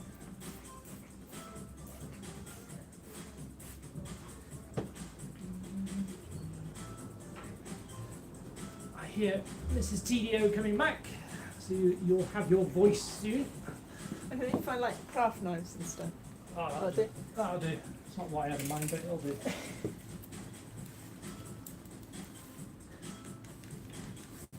They've lost their voice, so they don't know. No, back. Alright, the blitter on the ST does wonders for accelerating GEM applications. Okay, so the gem ones, yeah. So the gem is the desktop on the ST. It's a shame there are so few games that took advantage of the enhanced capabilities of the STE. I've been looking into it recently, and some of the modern hacks are really impressive. Yeah, I just remember that at the time, when the STE came out, quite some big name developers basically said, we're not going to use it, no point. So they didn't. Are you showing off your MIDI ports as well as Reese says, check out those MIDI ports. Yeah, showing the book. So, who knows which Amiga comes with MIDI ports as standard?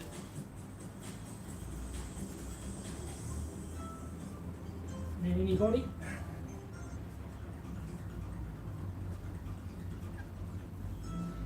Reese says Atari were pretty much on the rocks by then. I'm not surprised developers were jumping ship by the way, Yeah. to be honest. Control. Yeah, Reese says the 4000? Question mark. No. No.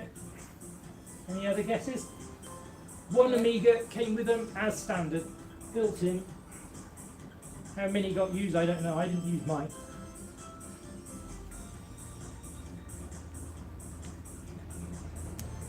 Come on, Neil. Is Neil gone to sleep? He hasn't said anything in a while now. Yeah, he's probably dipped off. About 20 minutes. It was the Amiga CD-TV. It had MIDI ports on the back. Is that because it was going to be more music orientated? Yeah, it was designed for your living room. So I guess they thought people would, a bit like that Olivetti Envision, would use them. But I had a CD-TV, but I didn't have a MIDI keyboard, mainly because I wasn't musically inclined at all. I tried doing Sound Tracker once, and it sounded god-awful. It would be nice one day if somebody like Hoffman maybe did some lessons.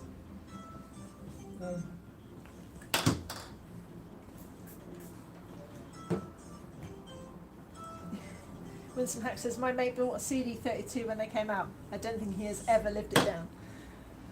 Yeah, I used to, if it was Amiga, and it wasn't too expensive because I didn't have a 4000 or 3000, but I did get it. And by that time, when Commodore were on the rocks, I was still working in Dixon's, and although we'd had the 600, 500, the 500 plus, the 600, the 1500, and the 1200, when the CD32 came out, I had to go across the road to Rumbelows to buy it. And yeah, it wasn't the best experience. It effectively was pretty much my 1200 with a CD drive. So Castaldo says CD-TV was sold for MIDI just as much as for any other purpose. for what? The CD-TV Yeah. was sold for MIDI, as much as Okay. any other purpose. Yeah, I mean we got the CD-TV in Dixon's when it was, we were told we weren't to mention the Amiga. It was all about selling it for the home, but we still kind of put it over by the home computers, which I don't think Commodore liked. But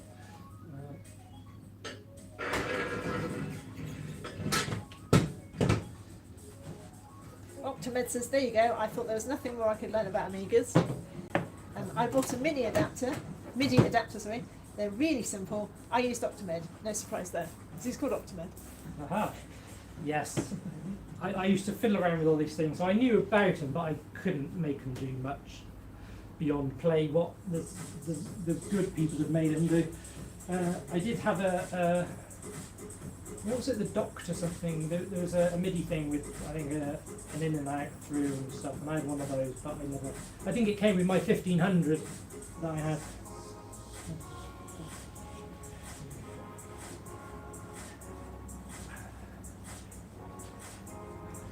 I'm probably only going to get one cabinet done today. Everything always takes a lot longer than I think it's going to take.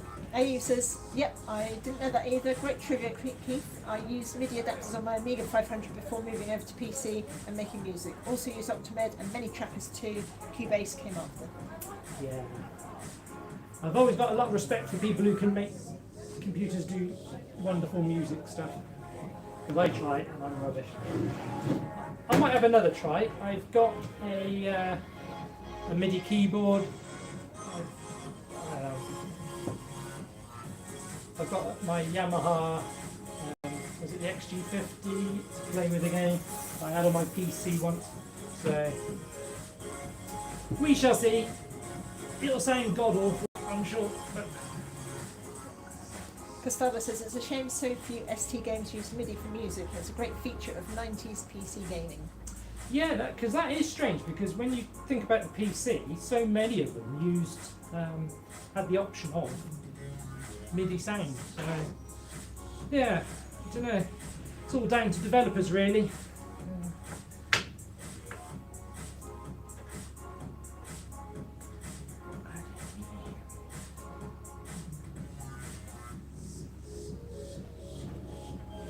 So what were you going to film today, Reese? Do we have a...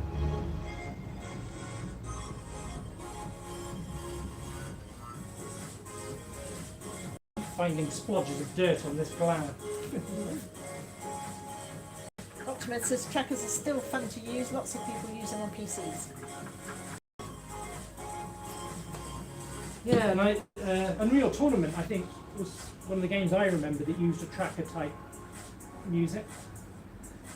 But so many now, I think, just use it. MP3s and...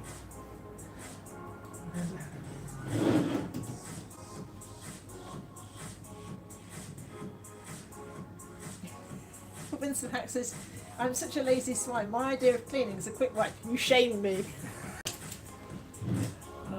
I am my own worst enemy when it comes to stuff because, yeah.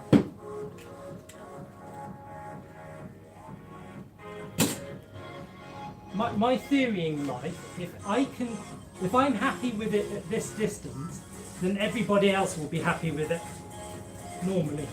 But if I can see dirt, then it's got to go. Costello says MIDI really needed a standard. General MIDI came out in 1991, but by then it was too late for the 16-bit computers. Oh, okay, so General MIDI wasn't a thing back in the 80s. No? Reese says filming today was going to be a bit on the Atari Jaguar for a collab. Bleh. Can't speak now. I'm doing, and then my 90-second video for Neil's upcoming live stream on Thursday. Ah, yes. I did one of those for Neil, but he didn't use it. Oh. It's because I hadn't bothered reading the what it was actually for, what the subject was, so it wasn't anything to do with what he was streaming on. So it is my own fault. Optimed says the Unity game engine still supports Amiga mod files. Okay. Is Unity going to get more use now that Unreal Engine's getting some attention from the wrong places like Apple and Trump? Even Trump's eyeing Epic. Reese says all the Jaguar stuff is set up, so at least there's something. Yeah, I need to do something. I got some Jaguars, and I went and got that GD drive, so I'm just waiting for him to produce the CD bit. I give the Jaguar a hard time, but actually, in my mind, it feels a very spiritual successor to the Amiga, but I don't know. He'll be doing puzzle games. Yeah, they only ever tend to port ST games. So. Optimus says Epic have so much money they'll be fine. Epic, yeah. Well, Reese says he's doing a game that was released on the ST/Amiga/PC that I'm sure people will be familiar with. Oh, right, one more bit of glass. Yeah, these are quite dirty. So. Don't let the light come out of it. I'll let the light through, right.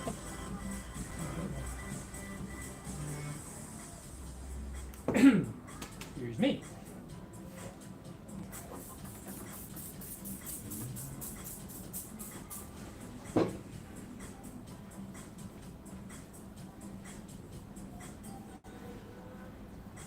Roland MT32 audio. Yes. Because I was guessing it's probably not going to be Tetris. Something that. So something on all those platforms. So are we talking about MIDI now, or are we talking about the Jaguar? Something that's on the Jaguar that's been ported. Is that what we're talking about? I think the subject of this Jaguar puzzle game. Oh, it's a puzzle game. Okay. That's what Reese is going to film this afternoon. Puzzle game. It's released on the ST Amiga and PC. Not Jaguar related, no. Oh, not Jaguar. Okay. I'm just reading out what's But it's a puzzle. Puzzle game. This is a puzzle game for the live stream. Ooh. I'm getting confused now. I don't know. I'll have to watch that. So, I don't know. AU says, good night from Tokyo. I think you deserve another cuppa. I do. Says, from the guy who did artwork for both Hoffman and the Oliver twins. There's a claim to fame. Thanks again, guys. Oh, wow. Well done. And thank you very much for joining us in Tokyo. That's Yeah. really something else. Thank you very Good night much. and take care. Yes, good night. So Reese is doing 2 different videos. Sorry for the confusion. Oh, okay. Well, you see, I'm one of these world's procrastinators, so my content output isn't that fast. So, I'll make you another drink. okay. Mrs. TDO's gone to get me another drink, so you're voiceless again. Because I'm only looking at the back of the camera phone, I can't see the text. But, I did have a think at some point that, because we've got a big screen that you might have seen in one of Neil's videos, I could connect a computer up and have all the chat coming on a big screen. Yeah, I think it'd be nice to do a live stream from here. Certainly with Neil being so close, it would be something we could do. And because the museum's big enough, we can keep, all the social distancing part. He can have his part of the museum and I'll have my part, and see how it goes. I'm not sure what we would stream. What would you guys want to see?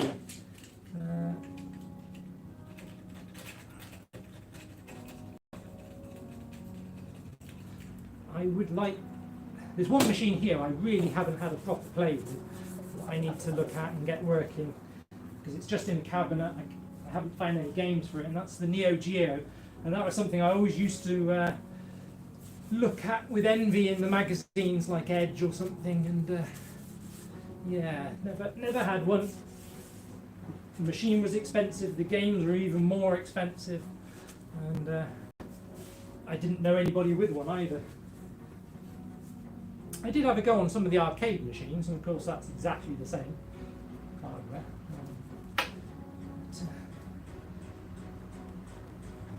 And of course you had the ability to take your memory card from home. You could almost finish the game, go into the arcade and then show off finishing it.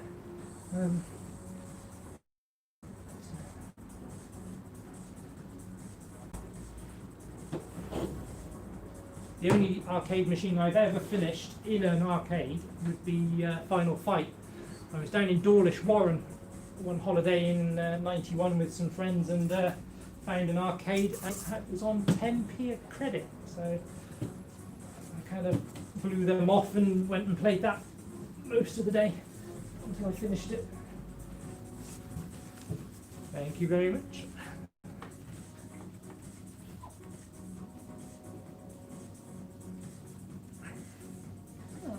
AU says, thanks guys, nice to join and fill the community.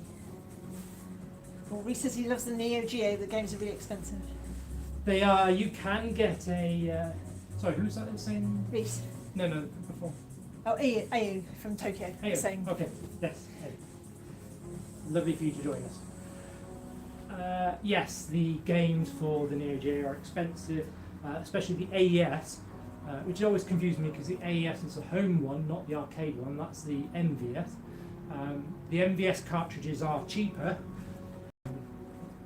but the you can get an SD card solution for them, but that's about 300-400 quid as well. So it's not a cheap setup. And the question is, do I like the platform that much? I guess the answer is yes, because I did buy one off Facebook Marketplace locally, and the guy messed me about, so I didn't end up with it in the end. So, Even the flash card is ridiculously expensive, Reese says. it is, yeah. Yeah, a work colleague had bought one recently and then got rid of it, and then I was like, why didn't you tell me you were getting rid of it? I'd have bought it off. Never mind.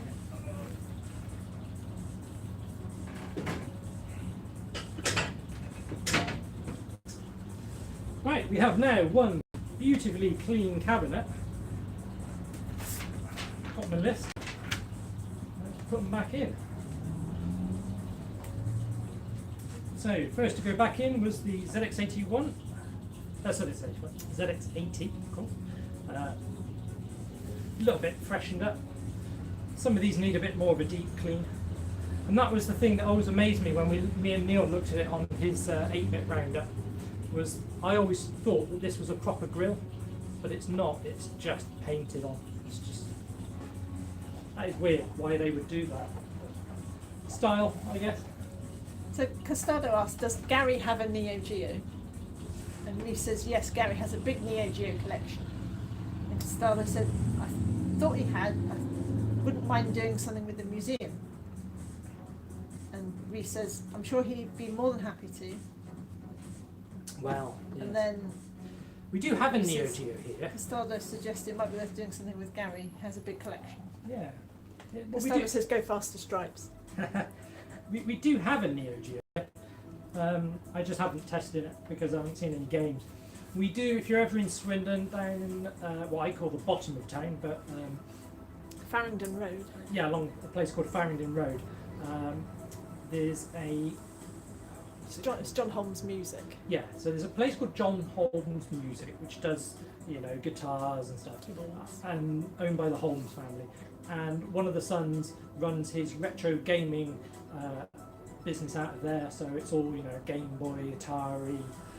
Basically, if it's a console rather than a computer, he doesn't do computers. So if it's consoles you're into, and retro consoles, he's got so much stuff, and he's now doing. I'm trying to think of his. What's his channel? He. Oh, it's Retro Games with a Z or something, isn't it? Yeah, retro games with a Z in Swindon, I think. We'll double check that. But that's worth a look. So if you ever find yourself in Swindon, commiserations, but try there. And he's got so much stuff, and he's now opening up a new bit. He's been buying stuff in, new cabinets, and hopefully he's expanding again. Another company that's been hit by coronavirus, so footfall's probably been down. But again, that's a small family-owned business, so that's worth supporting. I've certainly gone and bought some bits and bobs, games and stuff from there. Where did we? Reese says the one and only highlight of his trip to Swindon was the Magic Roundabout. Ah, yes. The Magic Roundabout, which for those who have never been to Swindon, is a series of roundabouts around a central roundabout. And the beauty of the Magic Roundabout is it scares outsiders, but if you know how it works, you can go both ways round. It's a local roundabout for local people. Local roundabout for local people, yeah. So you can go, to get to the other side of the main roundabout, you can go round either way through the little roundabout. So you can have a queue of traffic one way and just nip round the outside because people don't know about doing that. There's one in High Wycombe, but it's like a grassy forest in the middle. It's big enough in the middle to have. I always thought the roundabout was invented in Britain, but apparently it was invented in America, and they're called rotaries. We just imported the idea and then took it to a whole new level. Yeah, Reese says it's not as scary as people say. I even went the wrong way round. Yeah. And he says, is there one Milton Keynes as well? Yeah, you're going around each little mini roundabout the right way. It's just you can the go middle bit is contrary. either way round to get to the other side, and it does work, and it gets a lot of traffic through. And when this thing was introduced, they didn't just build it and see what happened. They actually They used laid it out. tyres. They Yeah. made it out of tyres, made sure it all worked. I mean, this was a long time ago, but it still seems to work. One side is busier than the other, but that's fine. And it's become a bit of a thing. I mean, it's not called, officially it's not called the Magic Roundabout. That was something that it was locally called. but it's kind of now inherited that name. So even on the official signs, it says Magic Roundabout, but it's got some other name, I think. It's 3 o'clock, by the way. Okay, I'm going to get these things back in the cabinet. So I'm only going to get one cabinet done. So I will probably, if people like this idea, is do another stream at maybe next weekend or the weekend after and work my way through the cabinets. As we're shut, it's a nice time to be, giving everything a nice good clean and a freshening up. It's upside down. It's upside down, that's right. So, although it's not correct, I'm going to put this back there for the minute. That's,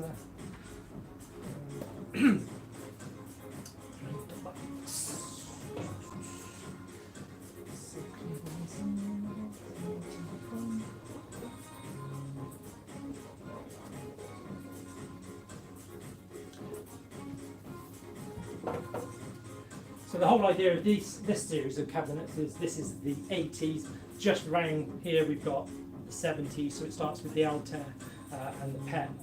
We've got an Atari 400 there and Sharp MZ. I don't recognise that one. MZ80N. So we kind of work round 80s, and then we've got an area over there where it's more you can just sit down and play with some games. And it's those that I want to get more.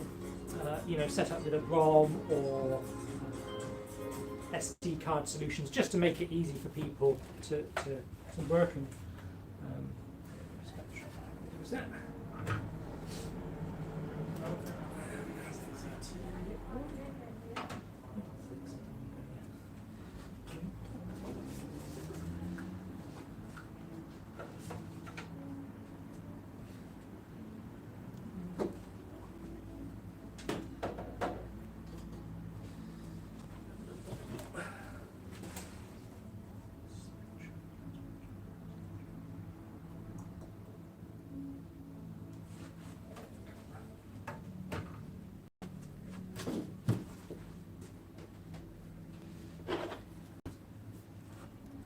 Where did I put my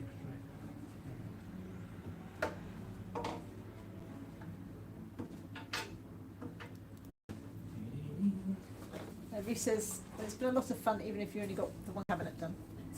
Everything always takes way longer than I think it's going to. And where I get into trouble is I'm quite a task-based person rather than a time-based. So if I start something, if Joe wasn't here to go, I would work my way through here until such time it was dark. Yeah, quite happily. Castella says it was a great stream. Thank you. Thank you. You have 27 thumbs up.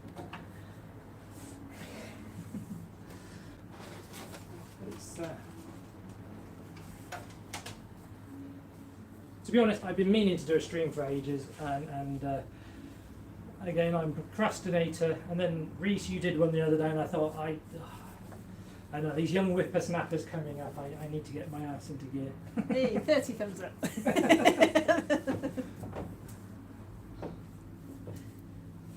Yes, I always take far too long. I'm not quite sure where I got numbers. Key, yeah. I'm glad I made this list because I'm that rubbish at memory. Well, we've got a photograph, but yeah. Oh yeah, I got a photograph. It's on that phone that's filming. It is. Young whippersnapper. Yeah, he's always that young. Recently. Compared to me, definitely. Spectrum Plus. Spectrum. Winston Hack says it doesn't need to be clean enough to perform surgery. I like it to shine. I don't know.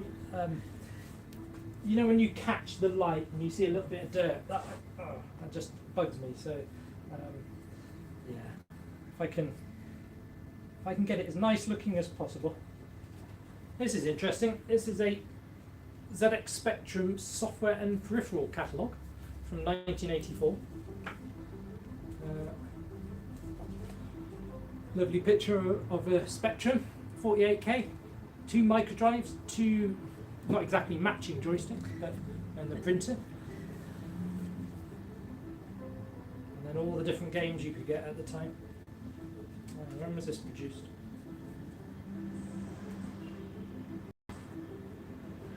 When I go down in the stalls down here, you can be like, you can lose hours down there just looking at stuff. Josie says, you still going? I'm still going. I'm nearly finishing this cabinet, Alan, so don't worry. Not long. Not long. I'm just trying to get things back in the right order. Something over there.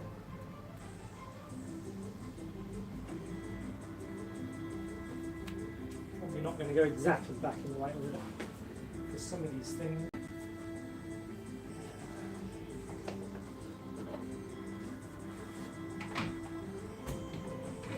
Come from there a bit. The 80 sign, I think, was in the middle. Is it? I forget. Or on the left. I'm going to get things not quite right. Reese says, I know this is my kind of stream when the ZX Spectrum software and peripheral catalogue is described as interesting. I know. It's Costello says, apprehensive about the next cabinet. That's when all the Commodore zealots will come crawling out. yes, we've got Commodores, we've got Acorns, we've got the Aquarius, we've got the Atom, the Oryx. Not like this one.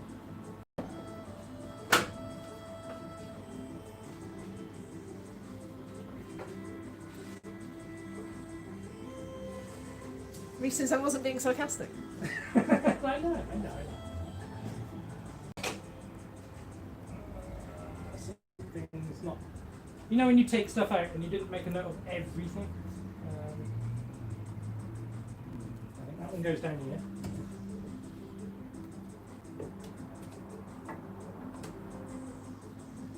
That one goes. Costello says, well, the Aquarius doesn't have fans. We'll just skip that bit then. I do have an Aquarius, and before I started the channel, a guy, because I put on my internal work bio effectively that I like this kind of stuff, he was on a project with me and he said, oh, I found this in the loft, and it's a boxed Aquarius with the expansion, some cut and some joysticks and stuff, and he said, do you want it? And I went, yeah, and it's in pretty good nick. Alan says, just look back at the beginning of this live stream, then put it back like that. Put it back like that, yeah. Reese says, I really need to open a museum. Yeah, curator, I could quite happily do that. Reese says you can then justify buying more stuff. Yes. I think that goes on there. There. The printer plotter was at the top by the printer, yeah. That.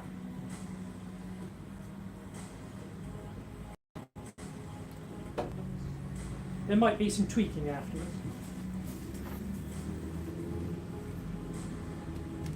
Well, yeah, you can put the beginning of the live stream. Hmm? You can compare it to the beginning of the live Yeah. stream.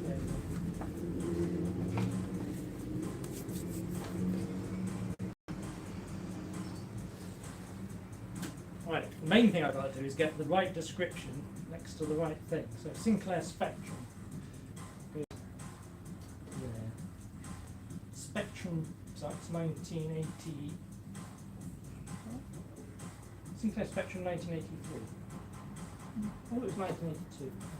Winston Hack says, take lots of photos before you start. The lazy and cheap way, just my style. I did. The only problem is they're on the phone that's filming me at the moment, so we can't look at those until afterwards. And then I'll go, oh, I've got it all wrong. I know I've got the computers right because I made my list. But what I didn't do is write down where all the bits of paperwork go. So, yeah. I will. Well, there's not much paperwork on the next one, so. Spectrum Plus 3. What's that one? Spectrum Plus, Spectrum Plus, Spectrum Plus. That's that one. I think that's from the ZX80 to keep that a bit higher. So he was standing up, wasn't he? Yeah. Costello says, just invite Neil over, he'd be happy to point out the mistakes. Has he got photographic memory now? He already has. ZX81. Yeah. What's the last one? ZX80. Don't know what that was for, probably to keep one of these upright, but not sure which one. Take one maybe.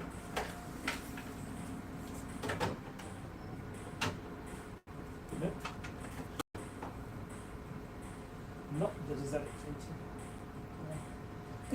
ZX80. Post it on Twitter and say, there, perfect. You'll be deluged in correctness. Yeah.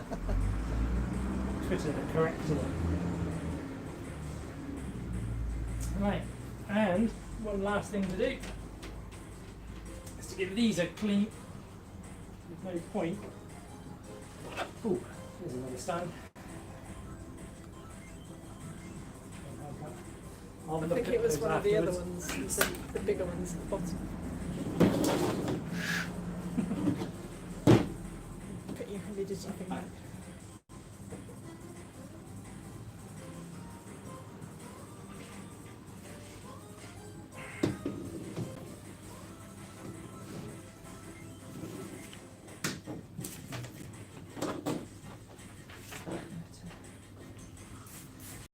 No point going to all that effort and then having a nice dirty door to look through.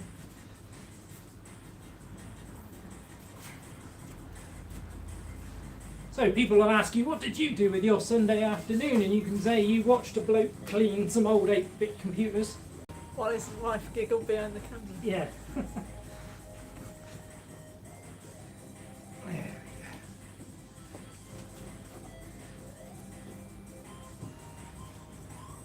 Confessions of a window cleaner. Yes, we all know about that. But seriously though, if you've got, you know, I know you all don't live near a computer museum, but if there's somewhere like this anywhere near you and they could do with some volunteer hours, they're usually will, you know, especially if, you know, if you can look after the stuff, you're enthusiastic, maybe you've got some other DIY skills, because not everything I do here is to do with computers.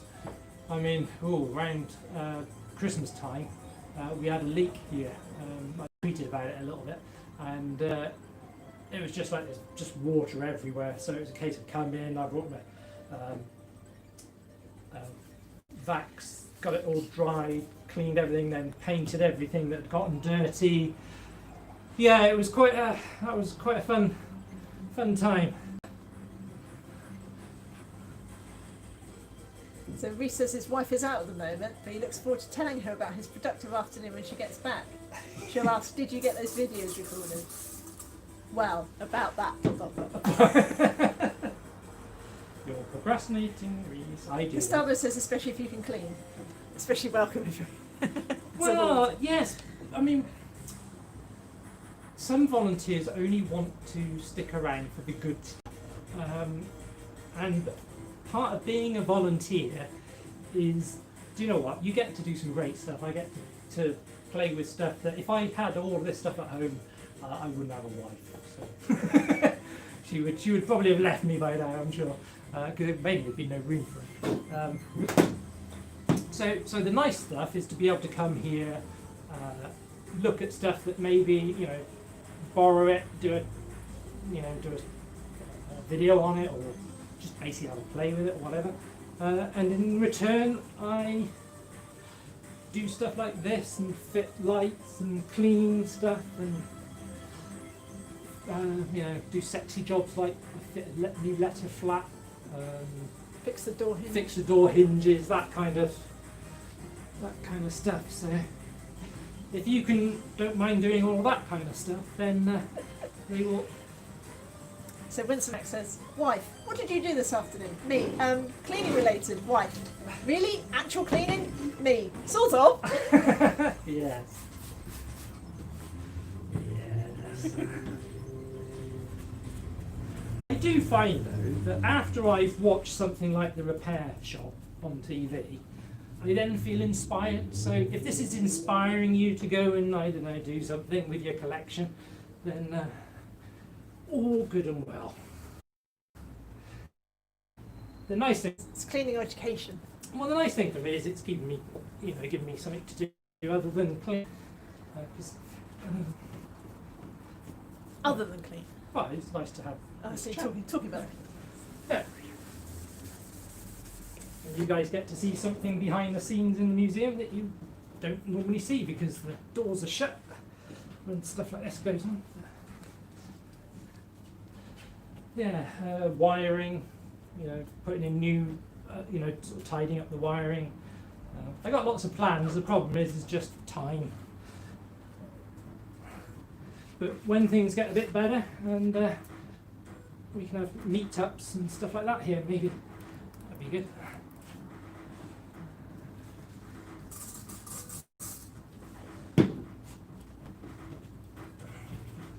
What are we doing? Oh, we've got Project Artichokes come in. I was reading that the Museum of Computing in Swindon was the first museum in the entire UK devoted to early computers. It was. Is there a story about how it came to be? Okay, I'm probably going to do this a disservice because obviously it's not my story, but what I gather is Jeremy and Simon, so Simon's a curator and Jeremy's the chairman, used to work in the same company. Simon, I think, was a programmer. Jeremy was the sort of legal in the company, and they could see that a lot of this stuff was being thrown out. So when those guys started to collect stuff was when they weren't even worth anything. They were thrown in a pit kind of prices. So they started collecting it because they thought that somebody would want to see this. That at some point in the future, people would want to look back like we're doing. So they had that foresight that people would want to explore their childhood, and indeed also they're very much about teaching and education. So the children that come in now, it's crazy for most of us. I know, looking at my YouTube stats, that the majority of the people who watch my channels are in their mid to late 30s up to the sort of mid 50s. That's the main part. We remember loading off a cassette, typing stuff in, all those kind of things that your average child now, they don't remember a pre-internet time. They don't remember a time when a game didn't load like that it didn't have amazing graphics, etc. So they had that foresight. They started the collection. Then they got some base with the Oakfield University on a site, and I never got to see them there. It was one of those things I always meant to go see them, but it was a bit out of my way, and I never got around to it. And then, I think it's about 2012, 13, somewhere around there, the council recognised that they were quite a good draw for Swindon, and they gave them the space we're in now. When I say gave, as in, let them use. We don't own it. So the council gave us this space, or gave them the space, and they've done a good job with it. And obviously, though, we are constrained by the footprint. You don't own the building. We can't, build a bit on and knock a bit out or whatever. So it's all about trying to be as smart as we can with the space we've got. But because of the help from the council and things like that, we were able to weather this storm at the moment, whereas I know other museums are struggling a lot. So we're doing better than most at weathering this storm. So that's pretty much the museum, and my journey with the museum started, really, 2-3 years ago when I popped in and started having a chat to the curator, and he had an Amiga 1200 that a gentleman had dropped off who used to have something to do with the rail works, which is something else in Swindon that's very much a big thing, the GWR railway. And it had lots of railway stuff, Plans, wasn't information and plans that this guy had drawn back in the 90s. And this old gentleman was donating the computer, and he kind of said what was on it, and he sort of, oh, it's a shame we can't get this stuff off. So I just happened to be in the right place at the right time. You know, I was into Amigas, and I took away that 1200 and I copied everything off of it, got it onto an emulator, onto UAE, and then was able to convert all the images and stuff like that to PDFs and things like that, and be able to both refurbish the 1200, put SD card, extra memory in it, give that back to the museum ready to play, and also give back the CD that they could give back to the gentleman with all this information that he could then go and look on a standard PC. So everybody was happy, and then beginning of last year, I got a load of people from where I work. We had volunteer days, and I got some involved to come and give a good clean. If Alan's still hanging around, he was one of them. And we thoroughly cleaned the place, which was nice. Right, first piece of glass.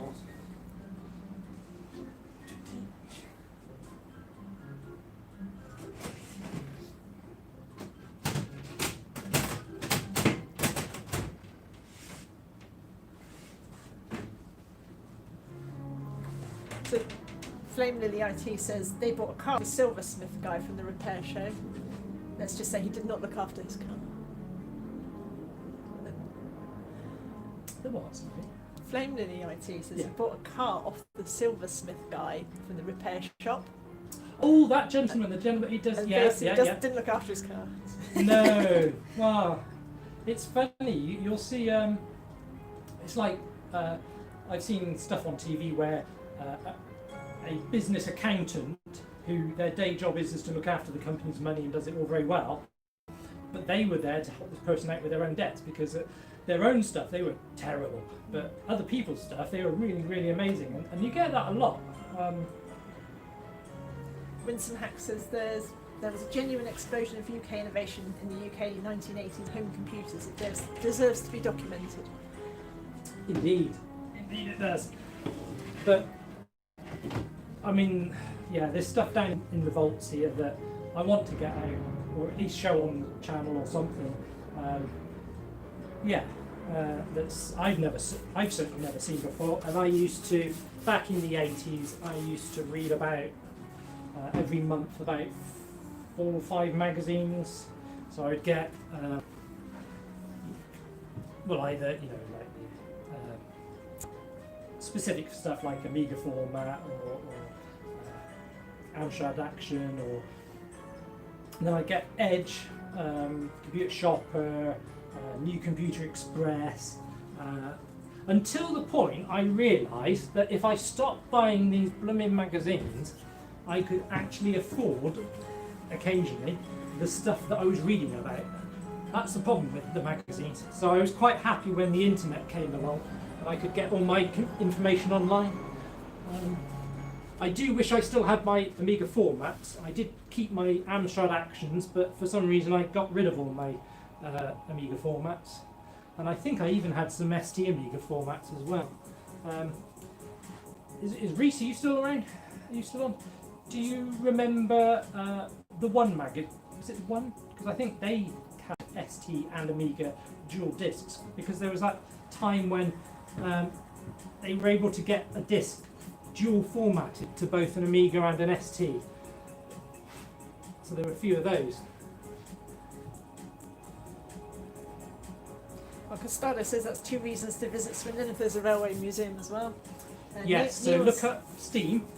Steam is a beautiful museum. I mean, what they've done there is amazing. Again, I think they are open now, maybe. I think, yeah, they're on the news. Yeah, I think they were one of the first to open locally. That is a really, really nice museum. They've got whole, it's not just the steam engines. They've got whole platforms done up, so you can kind of almost pretend you're there in that time. So yes, definitely come to Swindon, check out Steam. When the museum's open, come and check out here. Check out Retro Games. And Retro Man Cave, of course, he's only half an hour away, Reese has pointed out. He is, but he's not obviously not generally open, so you'd have to make sure you arrange something with him.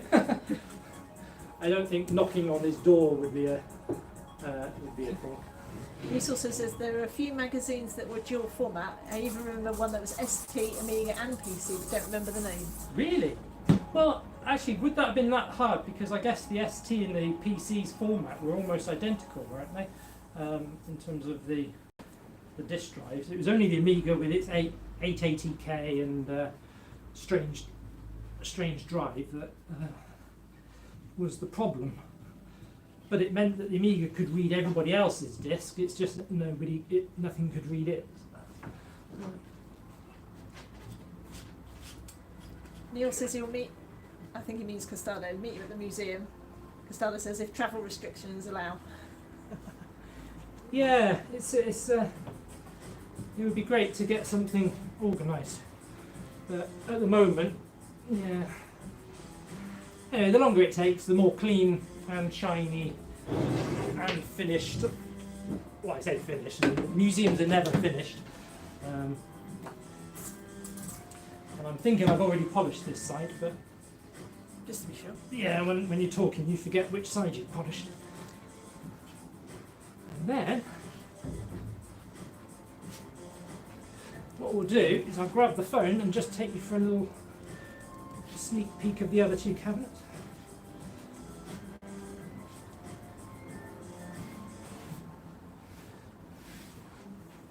The other thing I thought about was whether there's some kind of virtual tour of the museum. I know some of the other museums are exploring that or have started doing that for a small fee or something like that. I know it's never quite the same. I think I've been to all the museums now except for the Leicester one. Reese has to go, his wife's come home. Aha, yes. Pretend you're doing something, Reese. He says let me know when the next stream is. Yeah, sorry for there's no advance notice on them because Didn't know how well it's going to go. I didn't know. I never know if I'm going to turn up here and the internet's not going to be working or something like that. Right. Ta-da! So. Yeah. Let's. Joe, can you just unplug the power? If you all disappear, we're just unplugging the power. Okay, Yeah. should still be there. Yep, still there. Just pick the whole thing up Whole thing up. and fold the legs in. Oh, you're going to get really big on me now. Okay, hello. So, what do we got? Oop. Close up on the QL. So there we go. They're all nicely clean. And then over here, we've got mostly Commodores. And then move along a bit more. This is the Dragon 32 I've just done on my latest video. So if you want to see how that came up, and that's come up beautifully.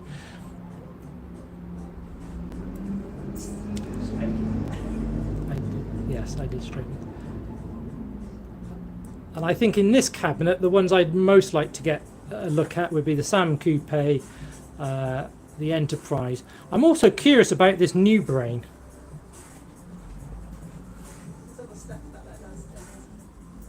Because that is a curious thing. That is a curious thing. And then we've got Jupiter Ace.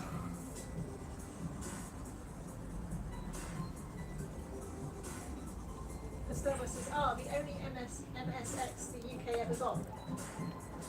Oh, which one's? Oh, that'll be over the. We're talking about the Toshiba. Yes. Who says the new brain is interesting?